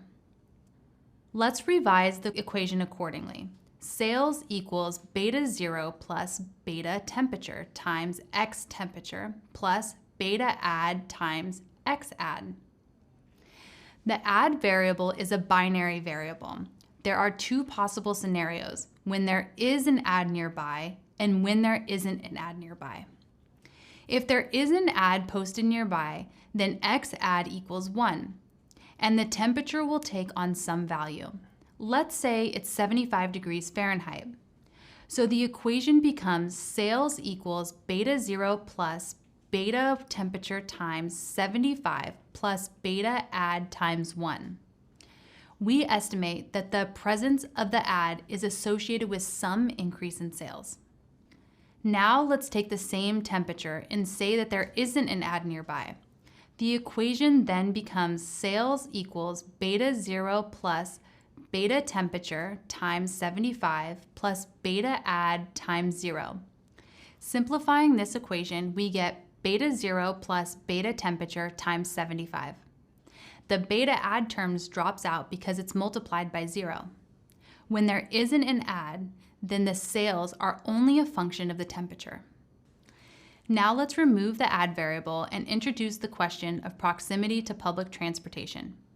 The variable transportation will measure how many kilometers away a given coffee shop is to a bus, train, or subway stop.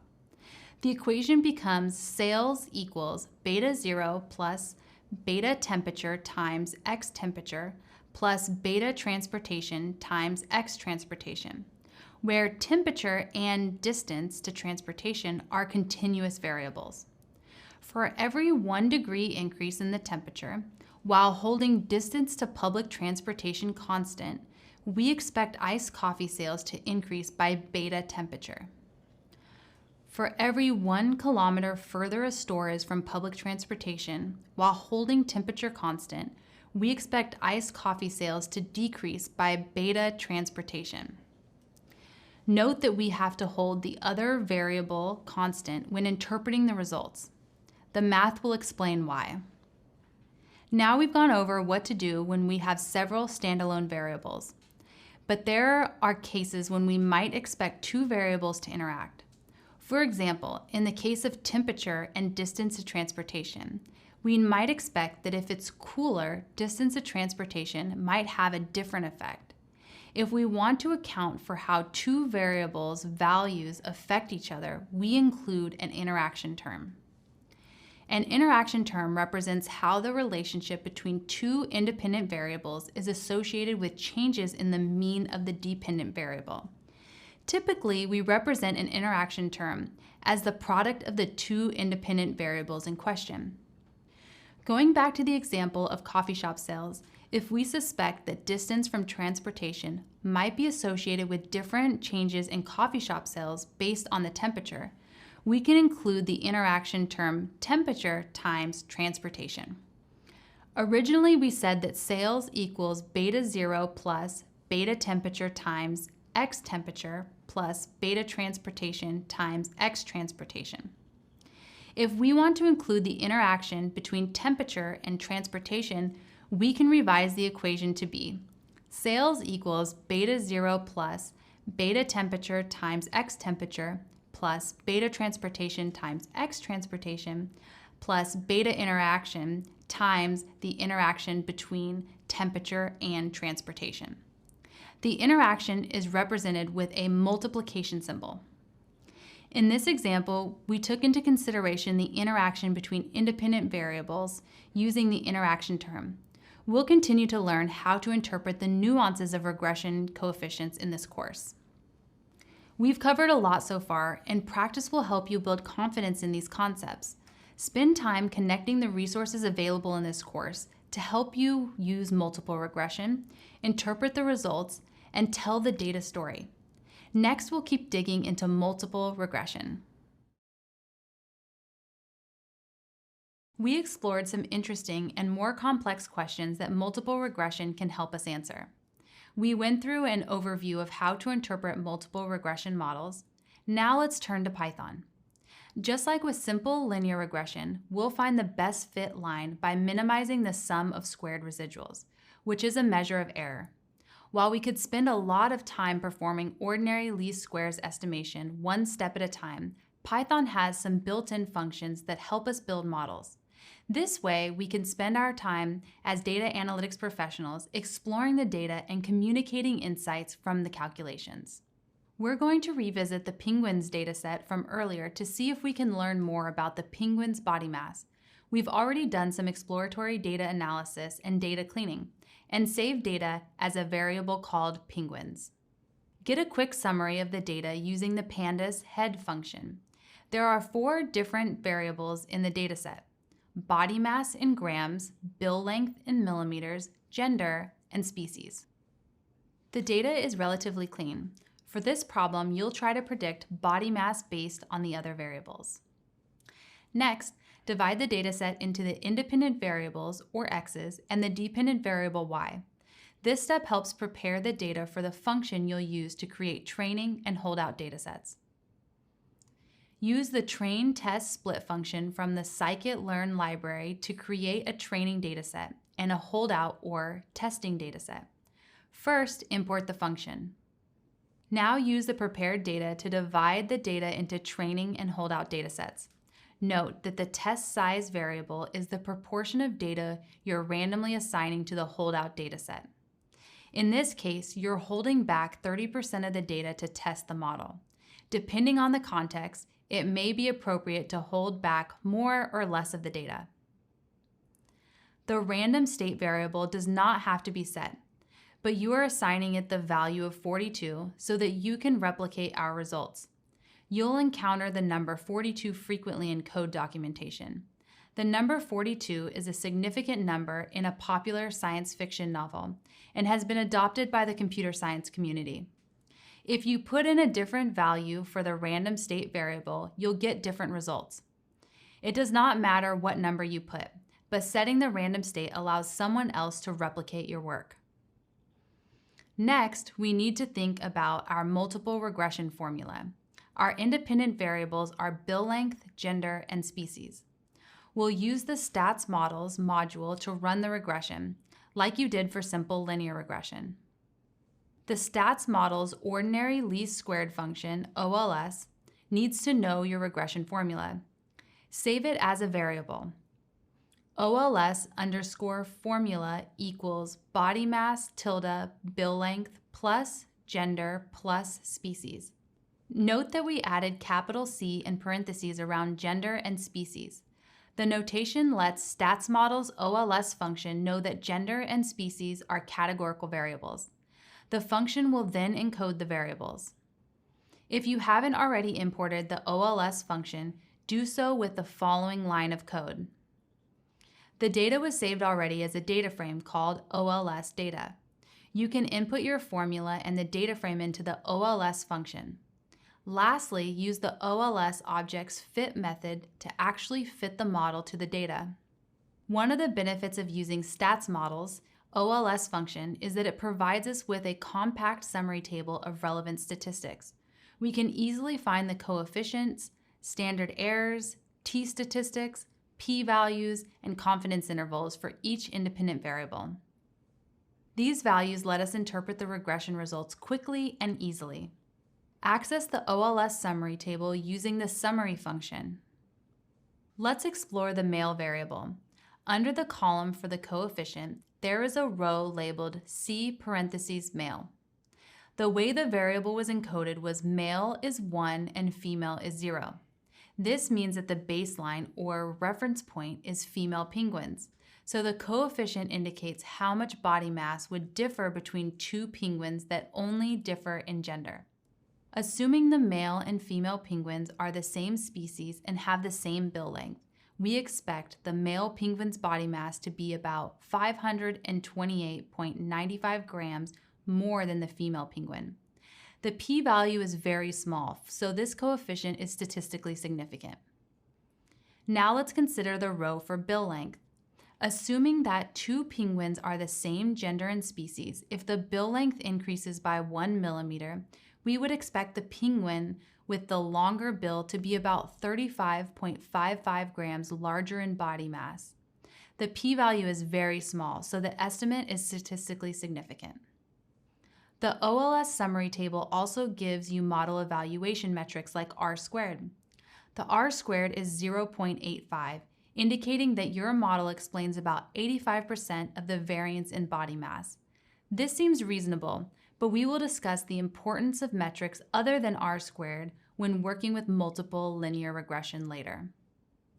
You know how to fit the model to the data and get a summary table of statistics, and you explored the coefficients and p-values.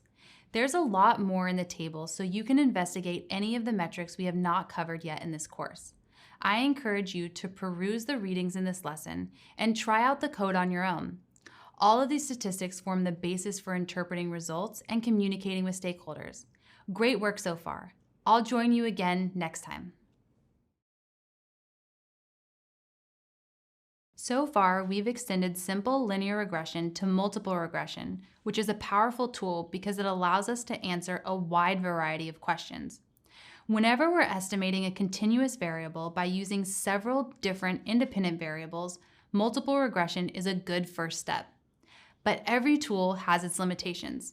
When we first discussed simple linear regression, we focused on R-squared as the most common metric for evaluating linear regression. To recap, R-squared is the proportion of variance of the dependent variable y explained by the independent variable or variables x. This seems like a reasonable and highly interpretable metric for determining how good of a linear regression model you have. If you recall, when we examined the output of multiple regression model, R-squared was still one of the metrics listed. But when we started adding more independent variables into the equation, R-squared gets more complicated. Whenever you add another independent variable to a multiple regression model, the R-squared increases without fail. But not all variables added to a model equally contribute to understanding changes in y. This is a problem because the high R-squared can be misleading. If we're just trying to get a high R-squared without considering what each variable contributes, the model becomes very specific to the data it was built on. Therefore, the model is no longer applicable to a larger population. As data analytics professionals, we call this overfitting. Now we're going to focus on what to do now that we know about overfitting. Overfitting in the data space is when a model fits the observed or training data too specifically and is unable to generate suitable estimates for the general population. The conclusion from the regression model no longer applies to the population, which we are trying to draw conclusions for, and only applies to the data used to build the model. Overfitting tends to occur when a model is too complex or incorporates too many variables. Preventing overfitting is one of the reasons that we use model evaluation techniques like holdout sampling, which is when we set aside a part of the data we already had but did not use to fit the model. By using a holdout sample, we can observe if the model performs just as well on data it has not experienced yet. Aside from holdout sampling, we can also use another metric called adjusted R-squared to evaluate multiple regression models. Adjusted R-squared is a variation of the R-squared regression evaluation metrics that penalizes unnecessary explanatory variables.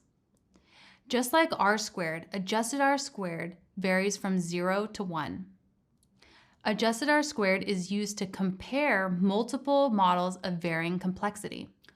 R-squared is more useful when interpreting the results of a regression model, as you can determine how much variation in the dependent variable is explained by the model. Now that we have reviewed the problem of overfitting and some ways to better evaluate multiple regression models, we can turn to variable selection. After all, we need a method to determine which variables to include and exclude in our models. I'm excited to explore variable selection and other techniques later in this lesson. In previous videos, we defined overfitting as a problem when we modeled the observed or training data too specifically and are unable to generate suitable estimates for the general population. One way to better evaluate how good a model is while factoring in overfitting is using adjusted R-squared, which penalizes unnecessary variables in a model. We learned that adjusted R-squared is most effective when we can compare multiple models that are using different subsets of independent variables. In this video, we'll review a couple of variable selection techniques. Thankfully, Python and our computer will take care of a lot of the work very efficiently. But it's important as a data analytics professional to have a high-level understanding of what's going on in your machine. Variable selection, also known as feature selection, is the process of determining which variables or features to include in a given model. As with many of the processes discussed in this program, variable selection is iterative. As you grow as a data analytics professional, you will develop a stronger intuition for how to go about variable selection. In this video, we'll cover forward selection and backward elimination, which are based on extra sums of squares f-test. These simple techniques will allow you to continue exploring the world of multiple regression and prepare you for more advanced techniques covered later. Forward selection and backwards elimination essentially work from opposite directions of the problem. We know that a model with 0 independent variables is probably not the best choice. We know that a model with all of the possible independent variables is also probably not the best choice. Forward selection is a stepwise variable selection process. It begins with the null model, with 0 independent variables, and considers all possible variables to add. It incorporates the independent variable that contributes the most explanatory power to the model, based on the chosen metric and threshold. The process continues one variable at a time until no more variables can be added to the model. Backwards elimination is a stepwise variable selection process that begins with the full model, with all possible independent variables, and removes the independent variable that adds the least explanatory power to the model, based on the chosen metric and threshold. The process continues one variable at a time until no more variables can be removed from the model. Both forward selection and backward elimination require more cutoff points or threshold to determine when to add or remove variables respectively. One common test is the extra sum of squares f-test. The extra sum of squares f-test quantifies the difference between the amount of variance that is left unexplained by a reduced model that is explained by the full model. The reduced model can be any model that is less complex than the full model. For the f-test, like other hypothesis tests, data professionals usually evaluate it based on a p-value. Based on the p-value, we can be fairly confident that important variance is being explained by a given model. We'll revisit f-test later in this course when we talk more about hypothesis testing and estimating categorical variables. But great work so far. We've covered forward selection, backward elimination, and extra sum of squares f-test. This provides a great start to variable selection and making intentional decisions when constructing a multiple regression model. Coming up, we'll go over how to perform variable selection using Python and continue exploring ways to control for overfitting.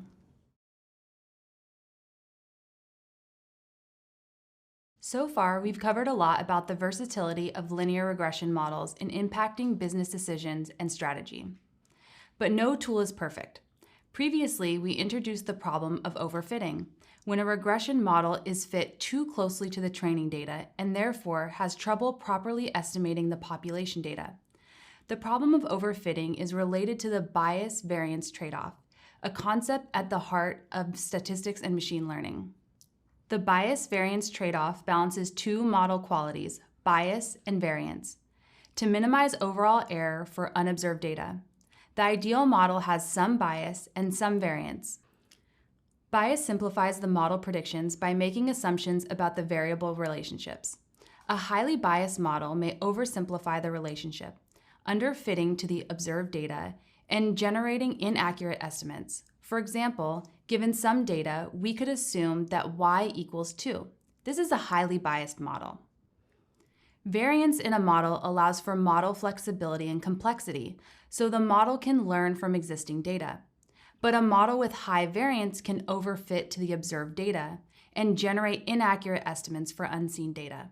Note, this variance is not to be confused with the variance of a distribution. We can think of bias and variance as two ends of a scale. We don't want there to be too much bias or too much variance. So we have to ask ourselves, as data professionals, how to balance some bias and some variance to minimize error and get the best model possible. Speaking about balancing, as data analytics professionals, we have to balance knowing that even as we gain experience, there's always going to be more to learn. I think it's super important to always keep learning and avoid complacency, like you all are currently doing. Personally, I try to attend at least 2 conferences a year to learn what is going on in the industry and to network with other data professionals. I'm also really fond of collaborating and asking questions and have found that I learn so much from my colleagues this way. Know that at this point, you have a really solid foundation, and we want to continue working with you to expand your vocabulary and toolkit even further. Now it's time to learn about regularized regression. Regularization is a set of regression techniques that shrinks regression coefficient estimates towards 0, adding in bias to reduce variance. By shrinking the estimates, regularization helps avoid the risk of overfitting the model. There are 3 common regularization techniques: Lasso regression, ridge regression, and elastic net regression. We won't go into all of the mathematical underpinnings of the techniques, but there are lots of resources in this course and online for you to explore further if you're interested. For all 3 kinds of regularized regression, some bias is introduced to lower variance in the model. Lasso regression completely removes variables that are not important to predicting the y variable of interest. In ridge regression, the impact of less relevant variables is minimized, but none of the variables will drop out of the equation. Ridge is a great option if you want to include all of the variables. When working with large data sets, we can't always know if we want variables to drop out of the model or not. So we can use something called elastic net regression to test the benefit of lasso, ridge, and a hybrid of lasso-ridge regression all at once. Each regularized regression technique is trying to help us better fit our model. But keep in mind that the estimated parameters are much harder to interpret than with simple linear regression or multiple regression. That concludes our brief exploration into regularization and the bias-variance trade-off. Now that you know the basics of regularization and the bias-variance trade-off, you can continue learning about how to find the best regression model. Keep up the great work, and I'm excited for us to continue on your journey to regression analysis. Wow, we extended a lot of what we learned about simple linear regression to multiple linear regression. While simple linear regression models the linear relationship between one independent variable x and one continuous dependent variable y, multiple regression models the linear relationship between 2 or more independent variables and one dependent variable. The allowance for multiple independent variables provides data analytics professionals with the ability to ask a wider variety of questions. We reviewed the model assumptions for simple linear regression and extended them to multiple regression. The model assumptions that apply to multiple linear regression are linearity, independent observations, normality, homoscedasticity, and no multicollinearity. We showed how to test each of these assumptions using either math, built-in Python functions, or through visualizations during EDA. We highlighted multicollinearity as that assumption is specific to multiple regression. We then provided some examples of how to code a multiple regression in Python. There are similarities with coding a simple linear regression, but there are some key differences. Next, we focused our time together on how to interpret and evaluate multiple regression results, now that we have so many independent variables. We also discussed understanding the computer output, which is critical to providing accurate and nuanced storytelling. Lastly, as part of model interpretation and evaluation, we reviewed the problem of overfitting and ways to counteract it.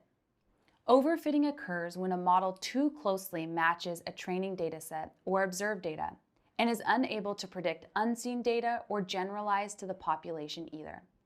To combat overfitting, we discussed two variable selection techniques: forward selection and backward elimination. Both use the extra sum of squares f-test to determine whether to add or remove a variable. To wrap variable selection, we provided an overview of regularization, which helps prevent overfitting. To understand regularization, we define the bias-variance trade-off, which is core to many data science and machine learning model decisions. A model with high bias might underfit the data, oversimplifying the model. A model with high variance might overfit the data, overcomplicating the model. We introduced three regularization techniques: Lasso, Ridge, and elastic net regression. They all add bias to reduce variance. Regularization is particularly helpful when working with large datasets, as it can be difficult to predetermine which variables are or are not important. Wonderful work so far. We've gone over many concepts. Everything we've worked on together is here for you to review on your time. Good luck, and I'll join you again next time. Hey, welcome back to Modeling Variable Relationships. We've covered a lot of material about regression so far. We worked through the assumptions, construction, evaluation, and interpretation of simple linear regression model, and then built a more complex model using multiple regression. These tools gave us powerful ways to ask and explore questions about continuous variables. For example, if we were interested in understanding product sales, multiple regression would allow us to consider the impact of both digital video and print advertising on sales. Now we'll start focusing more on categorical variables. By expanding our toolkit to include more hypothesis testing, we can start asking and answering a different range of questions. For example, is the difference among 3 or more groups statistically significant? Is the distribution of observed data different from what we expected? Perhaps we're conducting user research and you want to make a change to the website you're analyzing. You can use hypothesis testing to determine if user engagement is different between a couple groups, where each group is using distinct website layout. Recall that hypothesis testing is a statistical procedure that uses sample data to evaluate an assumption about a population parameter. You are testing hypotheses about a population to see if there are any significant differences. For example, in the case of user research on a website, you could test the hypothesis that changing the color of the subscribe button or the placement of images might change how much time users spend on the website. You can utilize different models and tests from your data toolbox to answer various questions. You can also use some techniques together. For example, sometimes you might want to combine a regression model with hypothesis tests or a series of hypothesis tests. The core principles of data analysis continue to apply to each technique. We want to explore and better understand the relationships between different variables. We can use what we have learned to tell compelling stories about the data. Based on the kind of data we have available, we can determine which test or model will be most appropriate. But sometimes we have to use several tests and models before we can determine the best approach to answer our questions. In this video, we'll start with chi-squared distribution and chi-squared test.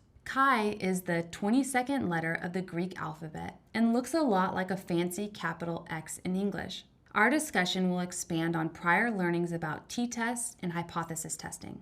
Chi-squared test will help us determine if two categorical variables are associated with one another and whether a categorical variable follows an expected distribution. For example, if we flip a two-sided coin many times, we would expect about half of the time one particular side comes up.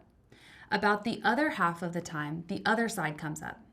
Next, we will examine analysis of variance, or ANOVA, and its variance, analysis of covariance, ANCOVA, and multivariate analysis of variance, and covariant MANOVA and MANCOVA, respectively.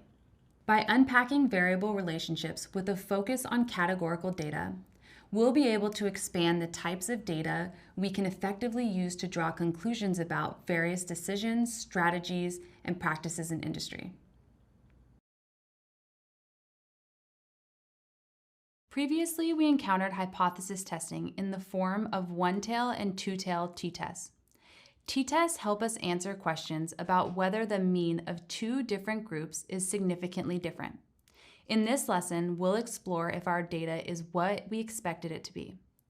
We'll introduce two hypothesis tests, the chi-squared goodness of fit test and the chi-squared test of independence. These tests will help us compare our expected and observed data. We'll revisit null and alternative hypotheses when we define chi-squared tests, just like you might have done with t-tests. When using linear regression, we were primarily focused on continuous variables. But what if our variables aren't continuous? Chi-squared tests can address questions involving categorical variables. For example, let's say you're working at a movie theater, which sells small, medium, large, and extra large portions of popcorn. You have projections or some expected counts of how each size will sell. In a bar chart, it can be difficult to determine if the expected counts are statistically the same as what you observed. But you can run a chi-squared goodness of fit test to answer the question. The chi-squared goodness of fit test determines whether an observed categorical variable follows an expected distribution.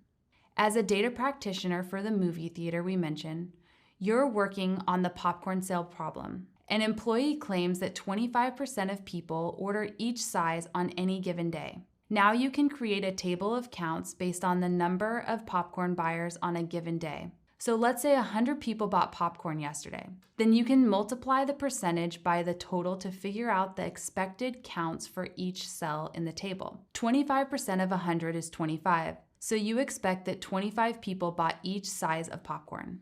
For the chi-squared goodness of fit test, the null hypothesis states that 25 people buy each size of popcorn on any given day. Basically, the null hypothesis states that the variable follows the expected distribution. If we accept the null hypothesis, then we can say that the observed distribution of popcorn sales is the same as what the employee claims.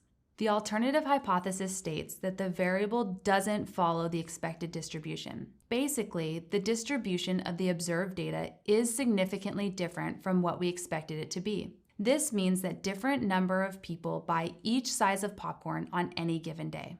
In this case, the chi-squared statistic equals the sum of the observed number minus the expected number squared, divided by the expected number. Once you gather the observations about popcorn sales, you can then use the chi-squared statistic to calculate the p-value and determine if you can reject the null hypothesis at the given confidence level. The next test is called the chi-squared test for independence, sometimes called a test of homogeneity.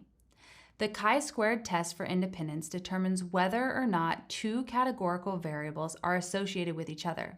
For example, let's say you are wondering if weather is associated with popcorn sales. Maybe when it rains, people are more likely to buy hot, buttery popcorn. To state the hypothesis, you first need to determine your variables. In the popcorn case, the first variable could be whether there's rain or not. The second variable could be if more than 100 people buy popcorn, or if 100 people or fewer buy popcorn. Now we're ready to state our hypotheses. The null hypothesis in the test for independence is that the variables are independent and are not associated with each other. The alternative hypothesis states that the variables are not independent and are associated with each other. For the chi-squared test, it's important to construct a 2x2 table of counts to see how many observations fall under each category. Let's say we have data from the spring, summer, and fall popcorn sales. There were 275 days of data collected, including 83 days where it rained and 192 days where it did not. On 135 days, more than 100 people bought popcorn, and on 140 days, fewer than 100 people bought popcorn. You can then fill in each cell with the count of days for each category. You can then calculate the expected value for each cell in the 2x2 table using the following formula. The expected value for the cell in the ith row and jth column is equal to the total of row I times the total of column j divided by the total count in the 2x2 table. The formula comes from the definition of independence, where two events are independent if the probability of both occurring, probability of A and B, is equal to the probability of A times the probability of B. The observed value is just the count for the cell in the ith row and jth column. You can then use the same formula as the goodness of fit test to calculate the chi-squared statistic. As with the goodness of fit test, you can use the chi-squared statistic to calculate the p-value and determine if the two categorical variables are independent or not. Great work! We'll cover a couple of the assumptions of chi-squared tests and how to perform chi-squared tests in more depth in upcoming readings. The key here is connecting concepts you have learned about hypothesis testing to these chi-squared tests as well. You'll answer more questions about categorical variables soon. Knowing our data well helps us determine what we can do with the data. It helps us understand which tests we can run, which tests we can't run, and which tests we might be able to run if we transform the data a bit more. In prior videos, we showed the difference between continuous and categorical variables.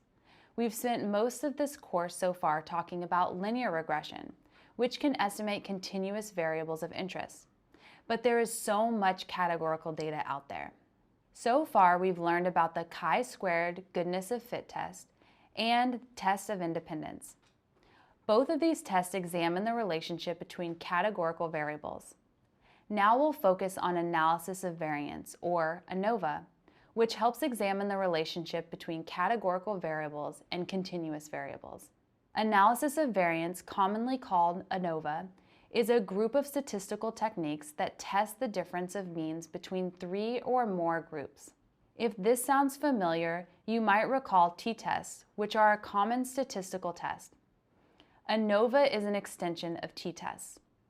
While t-tests examine the difference of means between two groups, ANOVA can test means between several groups. Let's say you work at a botanical garden, and you're wondering if different species of butterflies have different lifespans. ANOVA testing can help in this situation. There are two main types of ANOVA tests, one-way and two-way. One-way ANOVA testing compares the means of one continuous dependent variable in three or more groups. We'll use a categorical variable to represent the groupings. When using ANOVA, we have a null hypothesis and an alternative hypothesis. Let's say you're measuring the lifespans of three different butterfly species: monarch, mourning cloak, and swallowtail butterflies. Your colleagues suggest that the lifespans may be the same regardless of butterfly species. Since the null hypothesis is that the lifespans are equal, a one-way ANOVA test is appropriate. This means that the lifespan of monarch butterflies is equal to the lifespan of mourning cloak butterflies, which is also equal to the lifespan of swallowtail butterflies. We can write H naught as mu monarch equals mu mourning cloak equals mu swallowtail. To generalize, we can use one-way ANOVA when the null hypothesis states that the means of each group are equal. The alternative hypothesis would then be the lifespan of these three butterfly species are not all the same. This is a little difficult to express using math symbols, so you can just write not before the null hypothesis. So not mu monarchs equals mu mourning cloak equals mu swallowtail.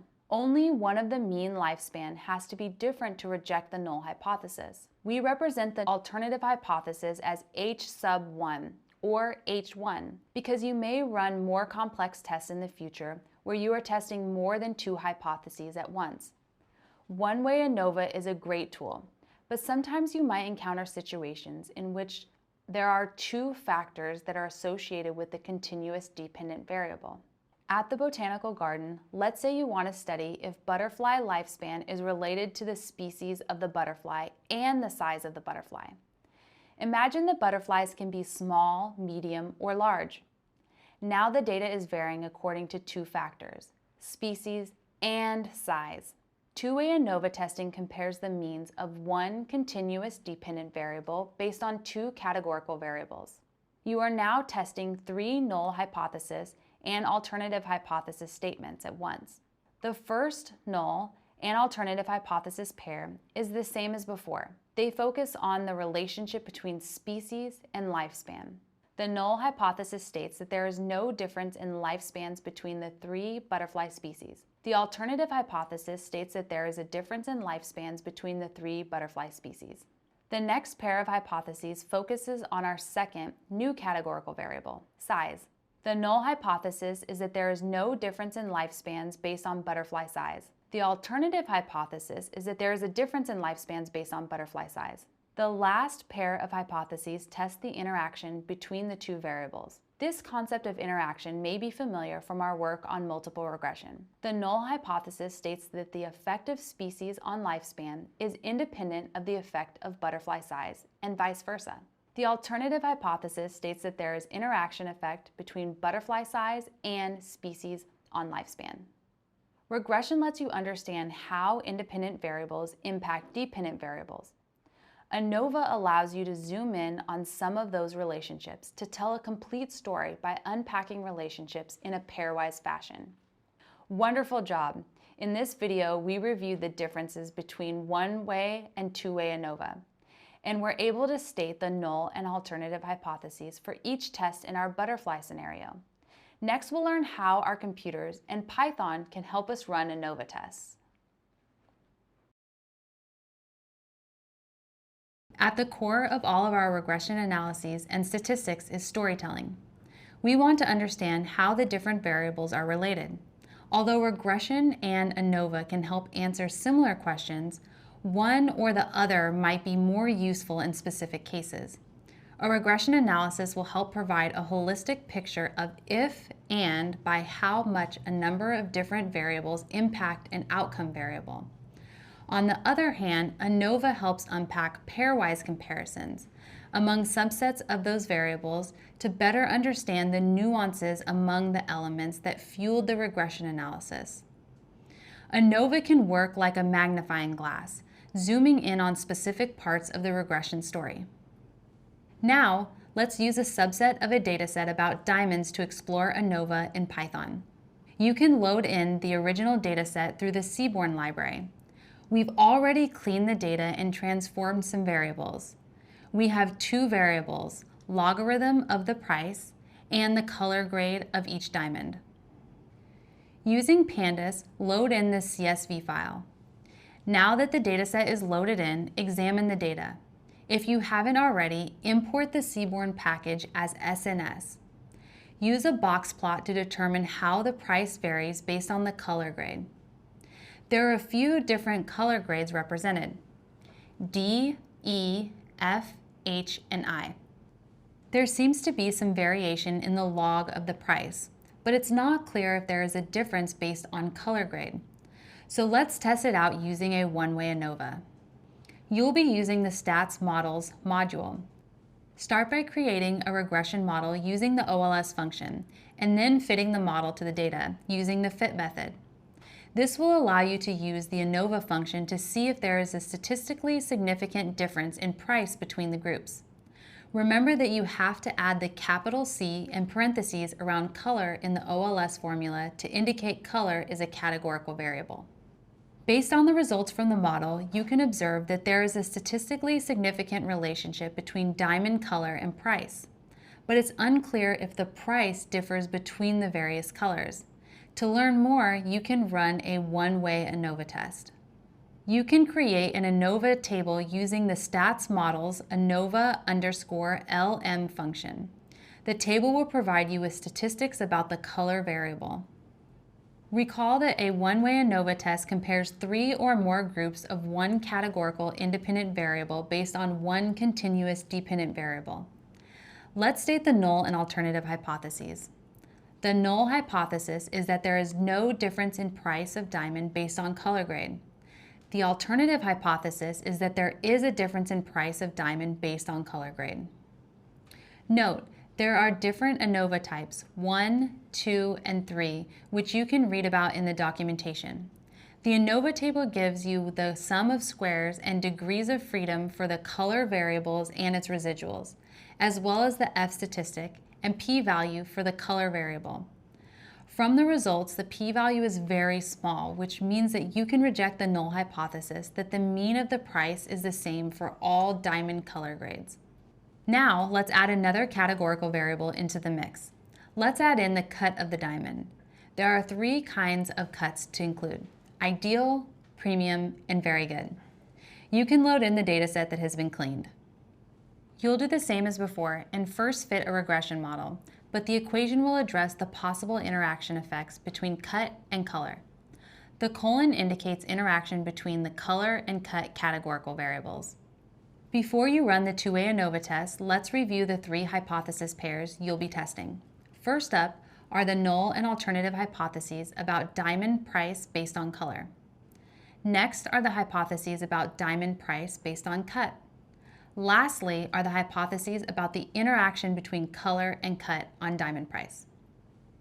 Now get the results of a two-way ANOVA test using the same ANOVA_LM function. The table includes a row for each of the 2 categorical variables and a row for the interaction between cut and color. Since the p-value is very small for all 3, you can reject all 3 null hypotheses. In conclusion, the logarithm of the price is not the same for different colors. Additionally, the logarithm of the price is not the same for different diamond cuts. Finally, there is an interaction effect between the color and cut that impacts the price of the diamond. Wonderful job! In this video, we reviewed the difference between one-way and two-way ANOVA, the null and alternative hypotheses, as well as how to code and interpret the results from Python. We've covered a lot so far, and in the following videos and readings, we'll continue exploring the power of ANOVA testing.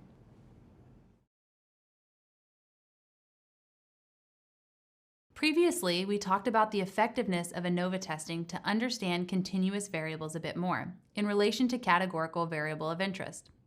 To recap, ANOVA testing can be applied to the results we get from a linear regression. If we have a categorical independent variable such as diamond color and we're trying to estimate the price of a diamond, we can use an ANOVA test to determine if there is a statistically significant difference in price based on diamond color. But as we stated before, the null hypothesis just states that the means are different. If we have 3 or more groups, we don't know which one is different or how many are different from each other. There might be cases where it's really important to know if one category in particular is different. For example, if you're building a roller coaster, you will be choosing among a couple of different material types based on their strengths. You really want to know if and how much the materials differ in strength. In this case, an ANOVA post hoc test can be helpful. An ANOVA post hoc test performs a pairwise comparison between all available groups while controlling for the error rate. If you recall from learning about statistics, we have confidence intervals and p-values to quantify our uncertainty. There is always a small chance that we falsely reject the null hypothesis purely based on probability. Falsely rejecting the null hypothesis is sometimes referred to as type 1 error. Typically, there's a 5% chance we've rejected the null hypothesis when it was actually true. But if we run a bunch of tests, all with a 5% chance that we're incorrectly rejecting the null hypothesis, the chance that we've made a mistake multiplies. So the odds that we've made at least one mistake increases very rapidly the more tests we perform.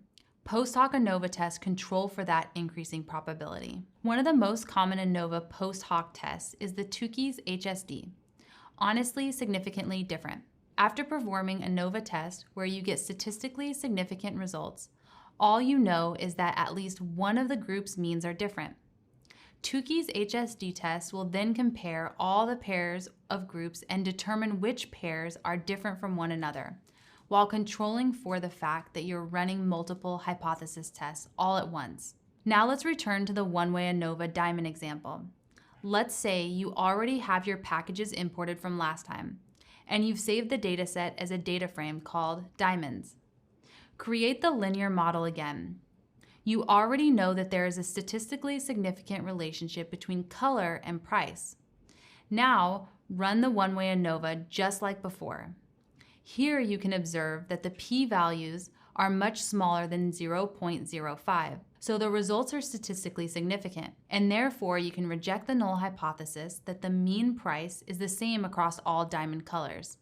Now that you have significant results from an ANOVA test, you can run the Tukey's HSD post hoc test. First, import the Python function pairwise underscore Tukey's HSD from SM. Next, run the test. The ndodge variable indicates which variable is being compared across groups. The groups variable tells the function which variable holds the groups you're interested in this case, color. The alpha variable tells the function the significance or confidence level you're testing for. You set alpha to 0.05 as you are aiming for a 95% confidence level. You can access the results of Tukey's test in two ways. One way is to use the summary function. You can also use the print function. In both cases, you can observe all of the pairwise comparisons between each pair of diamond color grades. There is an adjusted p-value column, a column with the lower and upper bound of the confidence intervals, as well as a column letting you know whether or not you can reject the null hypothesis. If the reject column reads false, then you cannot reject the null hypothesis. If the reject column reads true, then you can reject the null hypothesis. The null hypothesis is that the diamond prices between the two color grades are the same. But the Tukey's HSD test informs us that you can reject the null hypothesis with a p-value of 0.001. For example, the diamond price is not the same for H and I grade diamonds. Awesome job today. To recap, combining tests may seem like a complex task, but it's so powerful to have a wide set of tools to run analysis. We'll continue unpacking ANOVA and post hoc tests in the course materials. As always, revisit any prior videos and readings as needed. You can do this. Good luck, and I look forward to joining you again next time.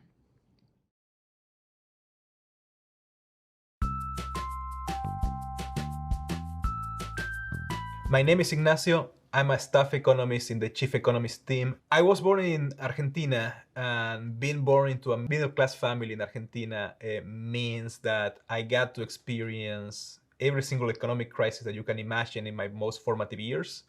And that probably got me interested in economics, which some people say is the original data science. I started working in public policy, trying to help decision makers in health and education use data to inform some hard decisions they have to make.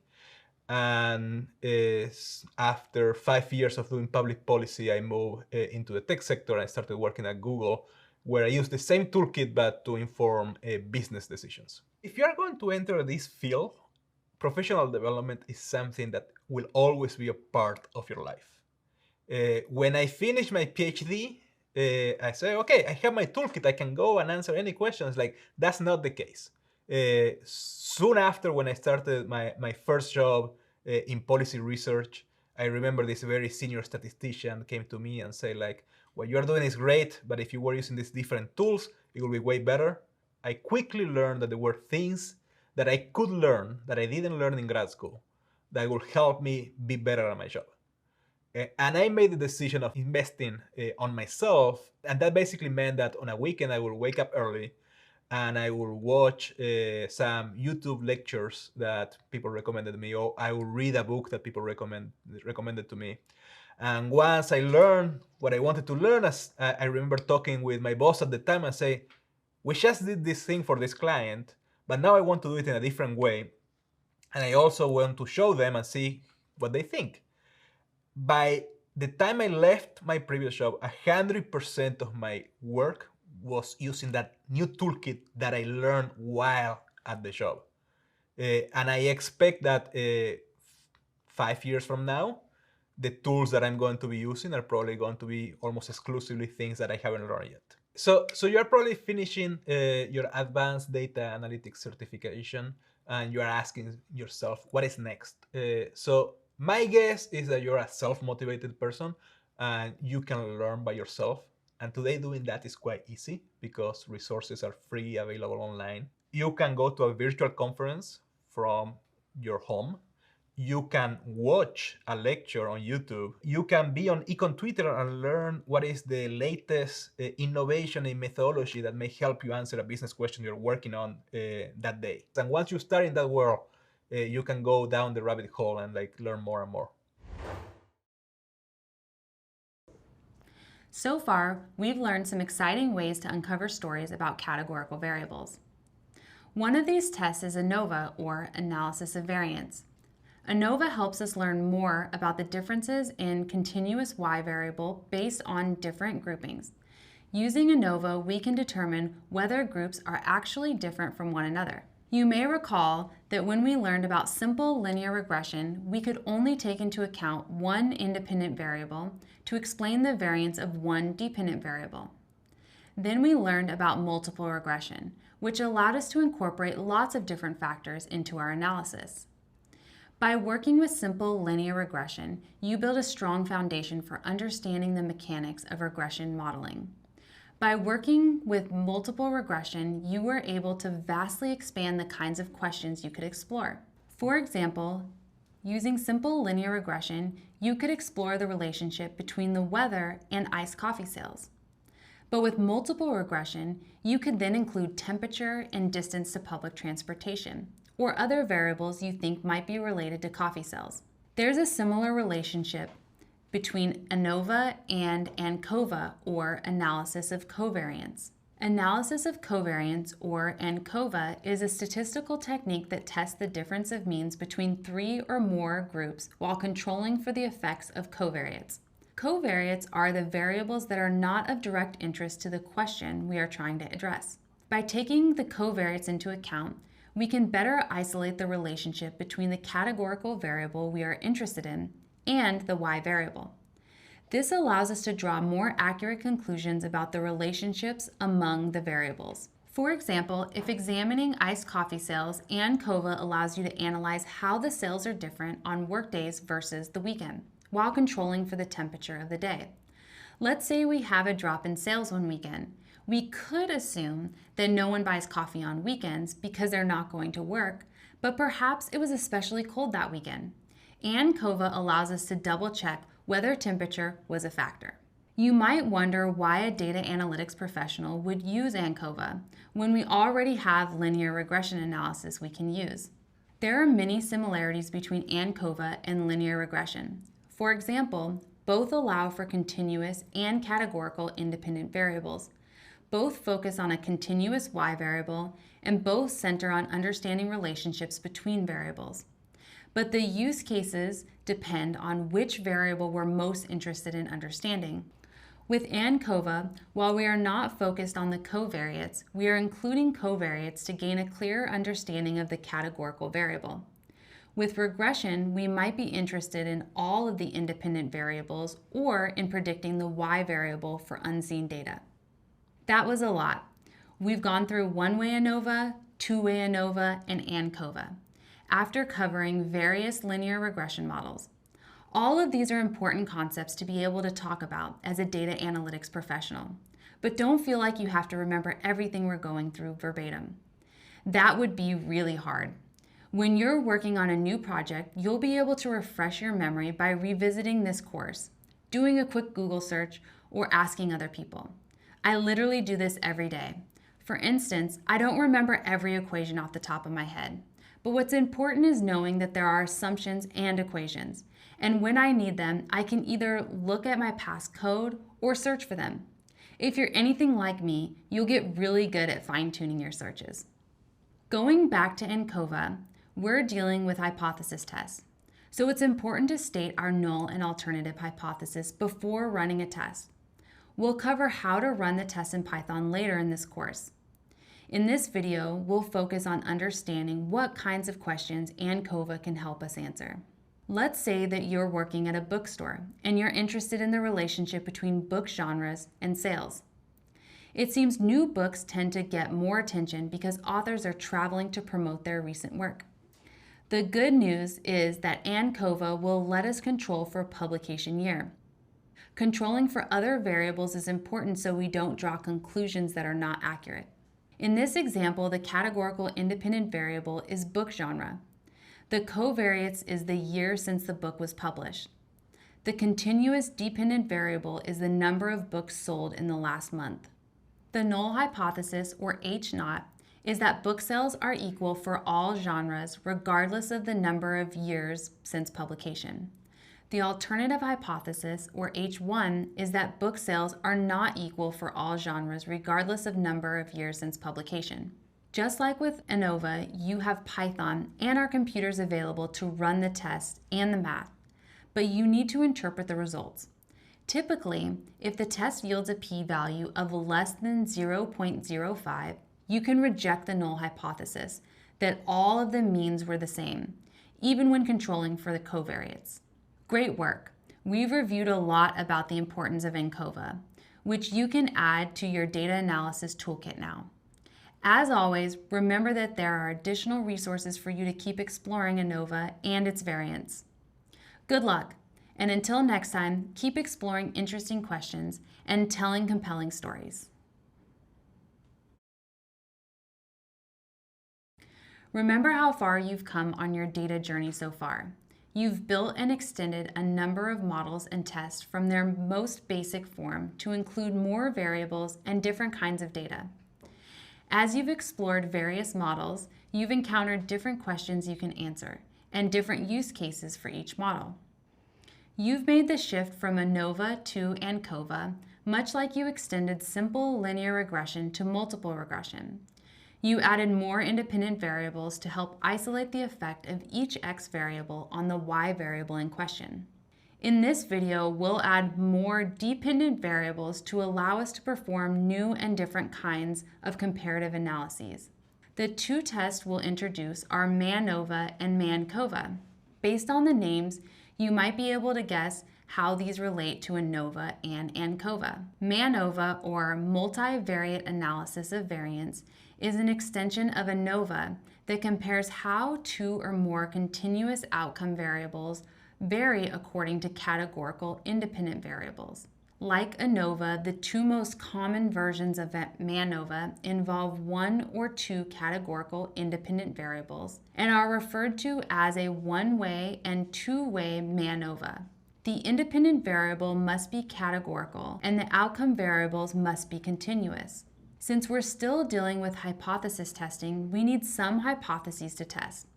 Let's return to the bookstore example to generate and test new hypotheses about factors relating to book sales. The one categorical variable will be book genre. The two continuous dependent variables could be the number of books sold per month and profits from the book sales. Let's say you're working with a one-way MANOVA test. In this case, the null hypothesis would be that the means of both continuous variables are equal for every book genre. So the number of books sold per month is the same for each book genre, and the profit from selling books is the same for each book genre. The alternative hypothesis would be that the means of both continuous variables are not equal for every book genre. This indicates that only two genres of books must differ for just one of the outcome variables we're examining. For example, perhaps the profit made from self-help books differs from the profit made from science fiction books. Or maybe the number of graphic novels sold per month differs from the number of historical fiction books sold per month. In either case, you could reject the null hypothesis. MANOVA allows us to think of each data point as having a number of characteristics, which are the continuous y variables that we want to understand based on one or two sets of groups we care about, the one or two categorical x variables. If, however, we're only interested in one categorical variable and we want to control for another variable, we can use MANCOVA. MANCOVA, or multivariate analysis of covariance, is an extension of ANOVA and MANOVA that compares how two or more continuous outcome variables vary according to categorical independent variables while controlling for covariates. Let's say you're still interested in whether book genre is related to the number of books sold and the amount of profit, but you want to control for the popularity of the author. Then you could use MANCOVA. The categorical X variable is still book genre, but now you add a covariate, which is the follower count an author has across social media platforms, which you are controlling for. Then the two Y outcome variables remain the same: the number of books sold per month and the monthly profit. The null hypothesis is that book sales and monthly profits are equal for all genres regardless of the author's social media following. The alternative hypothesis, or H1, is that book sales and monthly profits are not equal for all genres regardless of the author's social media following. As you continue expanding your data toolkit, you'll encounter more tests, tools, and models that build off each other. Identifying the connections and use cases is important as you continue throughout your career as a data professional. I'm excited for you to continue testing your hypotheses. Everything we've covered so far has allowed us to explore categorical variables in different ways.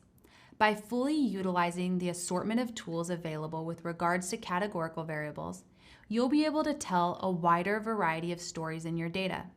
After all, we are scientists, and sometimes we need to try out a few tests in order to figure out the story that the data holds. Starting with just understanding one categorical variable, we examine the chi-squared goodness of fit test, which determines whether a variable matches a theoretical distribution.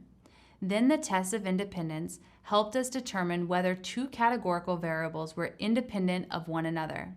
Moving beyond the chi-squared distribution, we discovered ANOVA, or analysis of variance.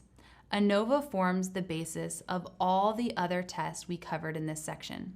One-way ANOVA is a powerful way to determine if there are differences in a continuous outcome variable between groups you're interested in. Two-way ANOVA allows you to gain similar insights while incorporating another set of groups as well. ANCOVA built upon the idea of ANOVA by allowing us to control for another variable to isolate the effect of the groups from covariates. MANCOVA built upon ANOVA and ANCOVA to allow testing of multiple outcome variables of interest. As with any hypothesis testing, all of these tests had null and alternative hypotheses. Stating these hypotheses helps you to articulate what you're trying to learn from running these tests. I encourage you to continue working through scenarios with hypothesis tests. The more questions you ask, the more the data will reveal. Keep in mind the data requirements of each test, and that there is always room for error. With practice and time, you'll be telling impressive stories soon. I'll join you again next time. Hello, it's great to be with you again. When we learned about linear regression, we started thinking about different kinds of questions that regression analysis could help us answer. For example, we could consider the factors that contribute to penguins' body mass, or factors that affect click-throughs on a website. We're going to expand the kinds of questions we can ask. This time, we'll focus on modeling the probability that an event will occur. There are lots of problems that we could explore. For example, what factors influence the odds that a customer buys from a company again? What impacts the likelihood a worker receives high performance ratings? What contributes to a user commenting or not commenting on a video? Logistic regression can help us in these situations. Remember that logistic regression is a technique that models a categorical dependent variable y based on one or more independent variables x. The dependent variable can have two or more possible discrete values. We'll focus mostly on binomial logistic regression, which models the probability of an observation falling into one of two categories, based on one or more independent variables. we use a binary variable y to indicate the category. For example, let's say that you're a data professional working for a basketball team, and you want to understand the probability that any given player on your team will score more than 10 points in a game. There are many variables you might want to consider. For example, how well did the player perform last season? What's their average playing time? How many points did they score this season? This might seem like a multiple linear regression problem, but consider the outcome variable, whether or not the player will score more than 10 points in a basketball game. This is a binary outcome variable. Since there are only two possible outcomes, we can't draw a best fit line in the same way we did for linear regression. For example, if you plot playing times against whether or not the player will score more than 10 points in a game, your data will look like two flat lines, one at y equals 0 and one at y equals 1. This is very different from the linear relationship you observed in prior scenarios. Later in the program, we'll learn more about binomial logistic regression and review the stages of regression and pace. We'll analyze our data by understanding the model assumptions to the best of our ability and ensure we have a binary outcome variable. We'll construct our model and evaluate it using several different metrics. Then we'll execute and share the results with stakeholders and other team members. Logistic regression is a versatile and powerful model, and I'm excited to review it with you. So let's get started. So far, we've learned that binomial logistic regression is a method for modeling the probability of a binary outcome, such as how likely it is that a player will score more than 10 points in a basketball game. Will a user comment or not? But just like any other statistical method, we have to make assumptions about the data to have confidence in the results. Now we'll discuss the main assumptions of binomial logistic regression and consider how to find the best logistic regression model given a set of data. Logistic regression is a bit more complex than linear regression, so our goal is to understand the basics of how it works, not to understand every detail of the model.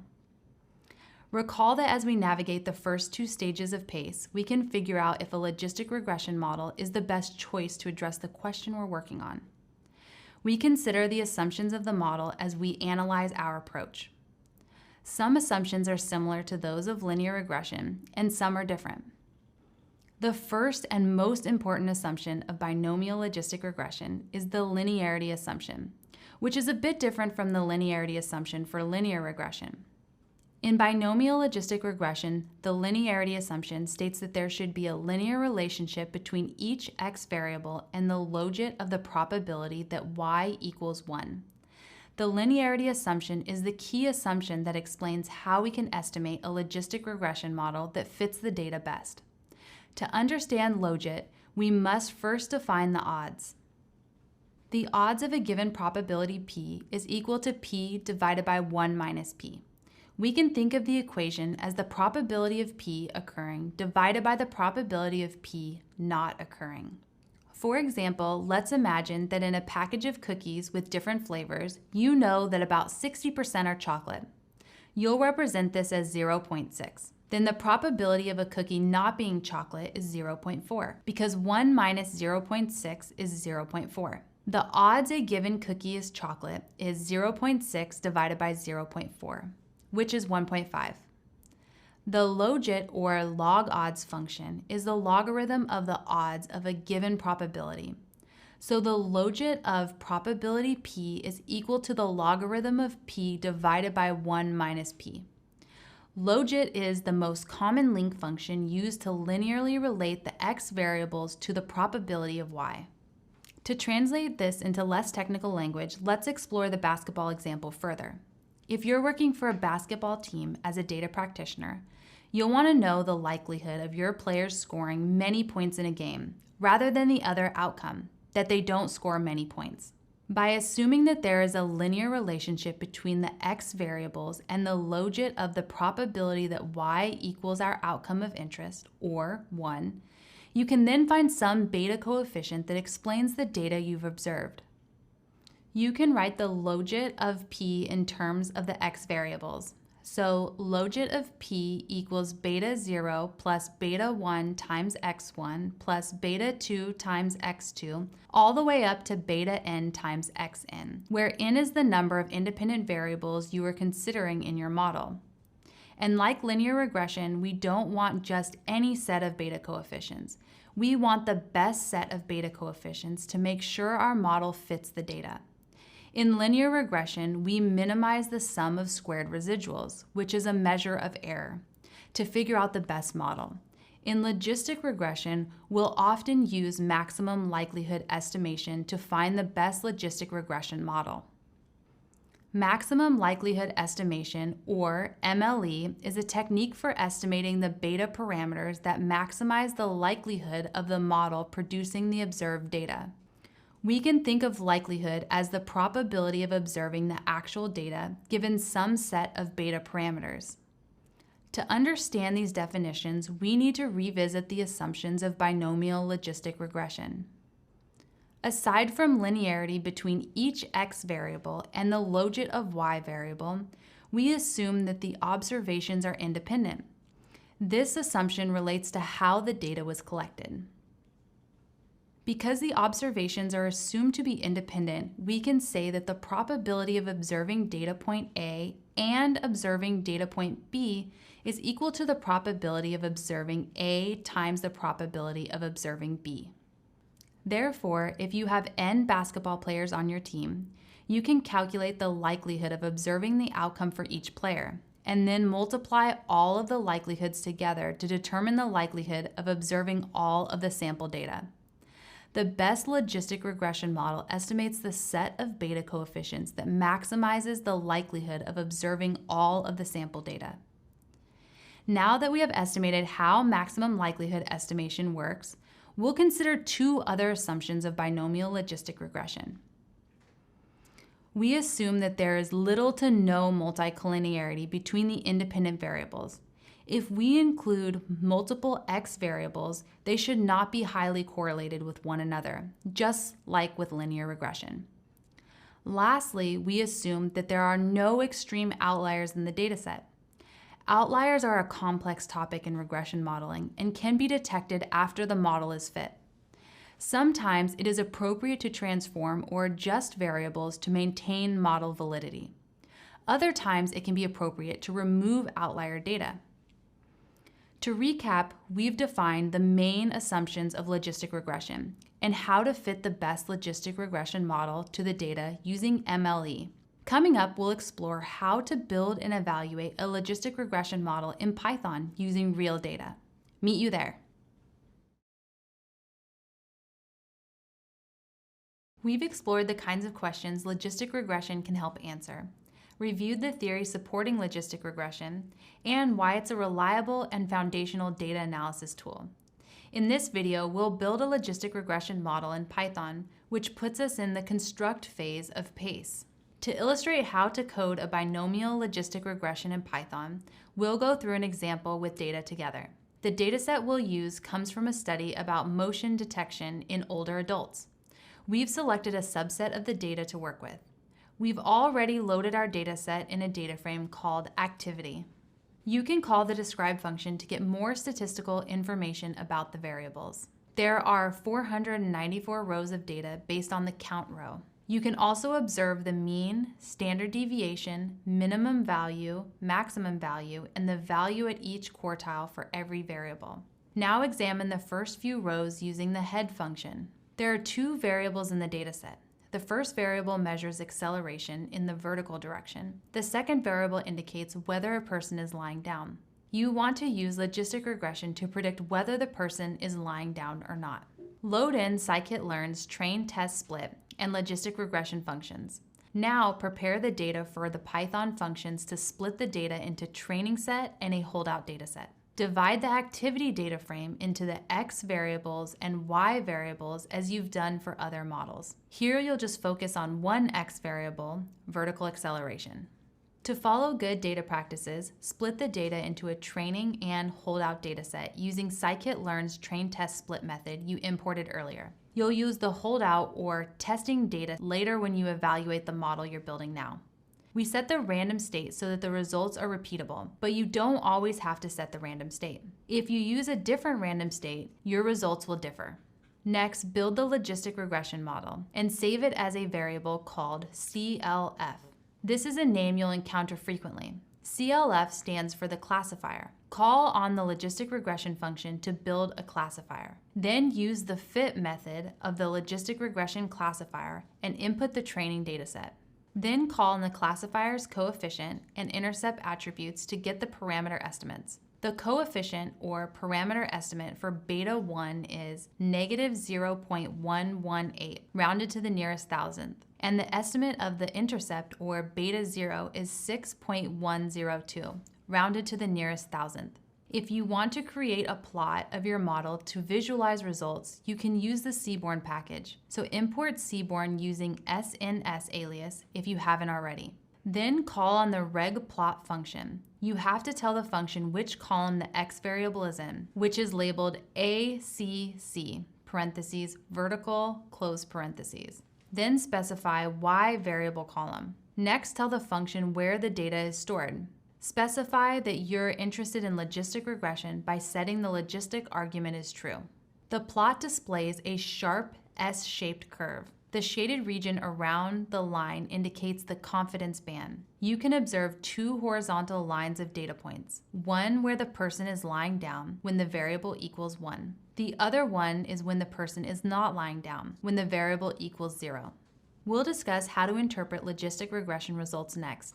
In this video, you told the computer to find the best way to determine the likelihood of someone lying down based on vertical acceleration. You also began the work of interpreting the results and were able to plot the model. Coming up, we'll consider a variety of ways to evaluate the quality of the model and how to tell a meaningful story about the data. You have built your first binomial logistic regression. You were able to calculate the parameter estimates and graph the logistic regression. In this video, we'll use the metrics and graphs produced in Python to evaluate how good your model actually was.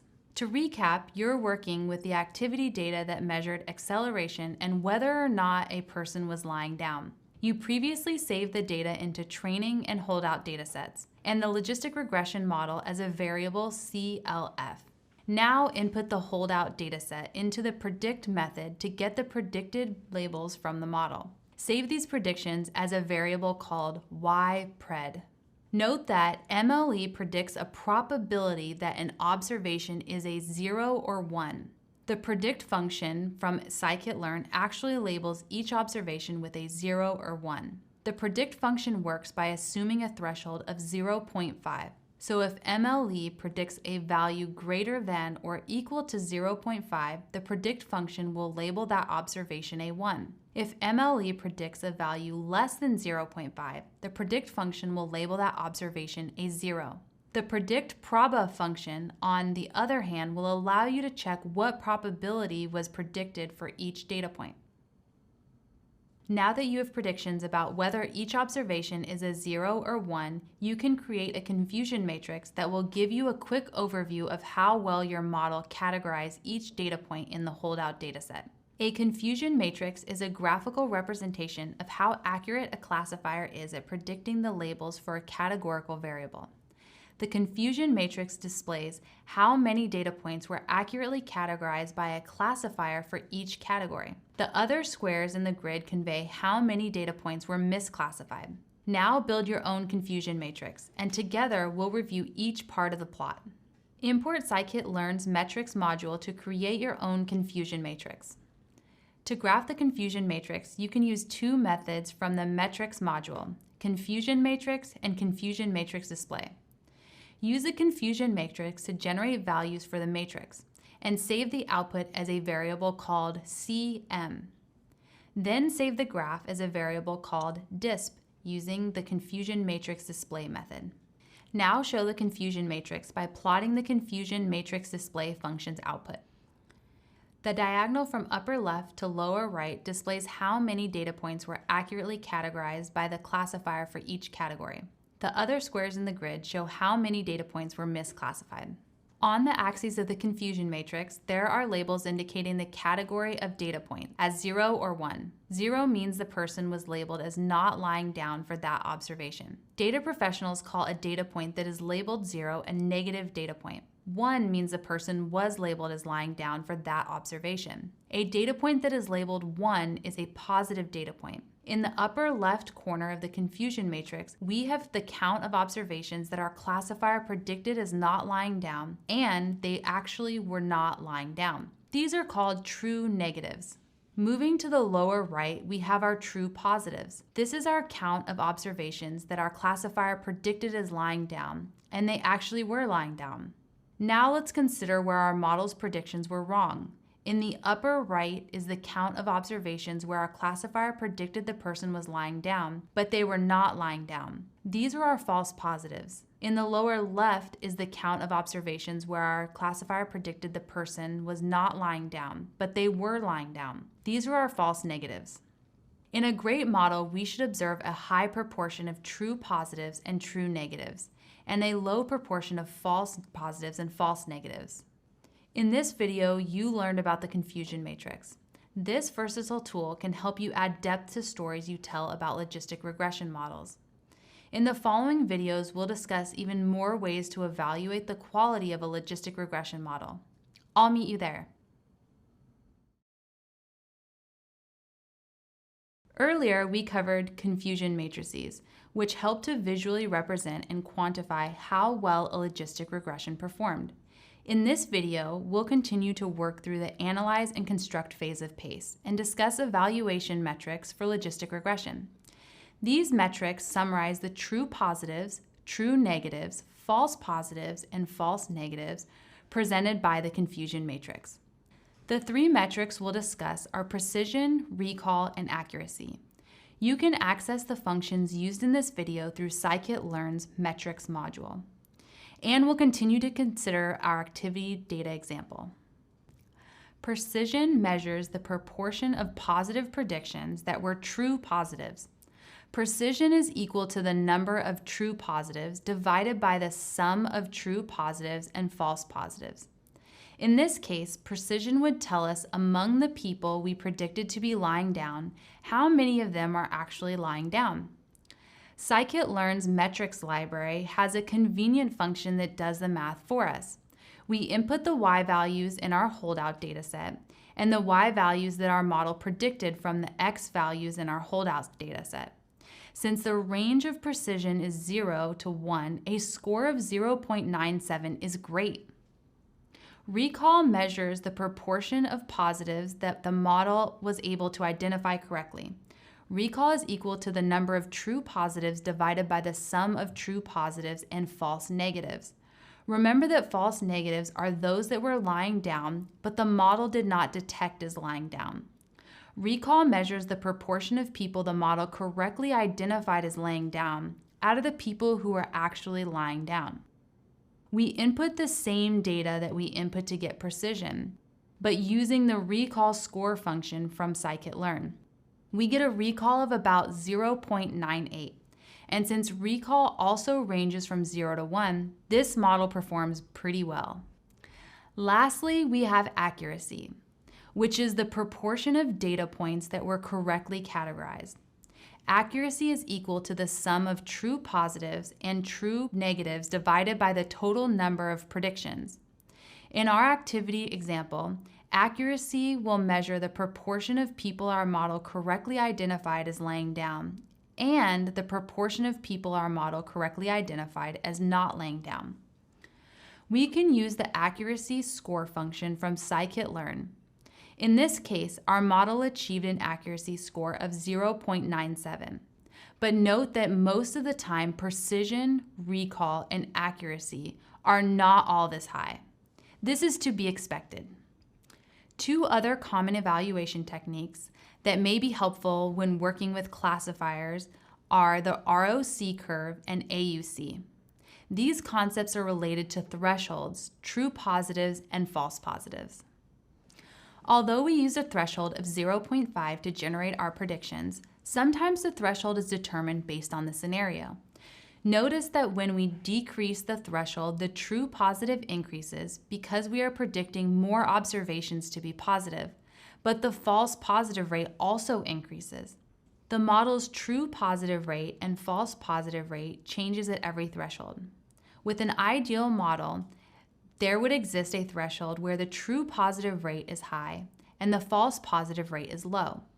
We can use an ROC curve and AUC to examine how the true positive and false positive rate change together at every threshold. Data professionals may use ROC curves and AUC when comparing classification models, so we'll explore them later in this program. In this video, we covered a number of important metrics. These concepts are similar and related. Don't expect to grasp all the nuances of the content on your first pass. Allow yourself some extra time and practice to understand how best to apply these measurement tools to support the stories you're telling with data. Now we'll start constructing the kinds of stories you can share with logistic regression. So far, we've discussed how to apply PACE to logistic regression. We've analyzed our data by understanding the model assumptions to the best of our ability, ensuring we have a binary outcome variable. We've constructed our model and created several evaluation metrics. Now we can begin executing and sharing the results. For example, just like linear regression, we have coefficients that the maximum likelihood estimation technique found that would best model the data, but the interpretation is slightly different. Let's revisit the role of logit in logistic regression using our example. To recap, we wanted to understand how changes in vertical acceleration are related to whether a person is lying down or not. Our focus now is on what the beta coefficient means in our equation. In this case, a 1 unit increase in vertical acceleration is associated with a beta 1 unit increase in the log odds of p. But if we exponentiate the log odds, then we can determine how much the odds change as a percentage based on changes in vertical acceleration. So, e to the power of beta 1 is how many times the odds of p will increase or decrease for every 1 unit increase in vertical acceleration. We know our coefficient is negative 0.118 from the output, and now we can exponentiate the coefficient. E raised to the power of negative 0.118 is 0.89. We can say that for every 1 unit increase in vertical acceleration, we expect that the odds the person is lying down decreases by 11%. This makes sense because if someone is moving faster in a vertical direction, they are probably not lying down. Given that we have found a strong predictor of whether a person is lying down or not, we can consider the larger picture. For example, classifying motion can help detect falls or suspicions of injury. Our strong predictor can be a piece of a larger story about providing care to older adults. Next, let's examine how the interpretation would change in different scenarios. Let's try an example where the coefficient is positive. Imagine the coefficient is 0.25. Then we exponentiate and get e raised to the power of 0.25, which is 1.28, rounded to the nearest hundredth. Then we could say that for every 1 unit increase in x, we expect the odds of y being 1 to increase by 28%. Now imagine there are other factors in the model, such as acceleration in other directions. When there are multiple independent variables in a logistic regression model, just like in a linear regression model, we have to report coefficients while holding other variables constant. So we could say, for every 1 unit increase in x, holding other variables constant, we expect the odds of y being 1 to increase by 28%. Moving beyond the coefficient, it is always helpful to state the p-value and confidence interval to give additional information about how likely the result is just by chance. Scikit-learn does not have a built-in way of getting p-values or confidence intervals, but stats models does. This is a great example of how different tools and packages can give you different kinds of information. As a data practitioner, you have to choose your tools depending on your priorities. When presenting the results, it can be helpful to include a confusion matrix and some statistics on precision, recall, accuracy, and/or ROC, AUC. However, depending on the situation, you might want to include all of them or focus on a subset of metrics. Consider that certain industries or organizations may have preferred metrics given how they manage their modeling process.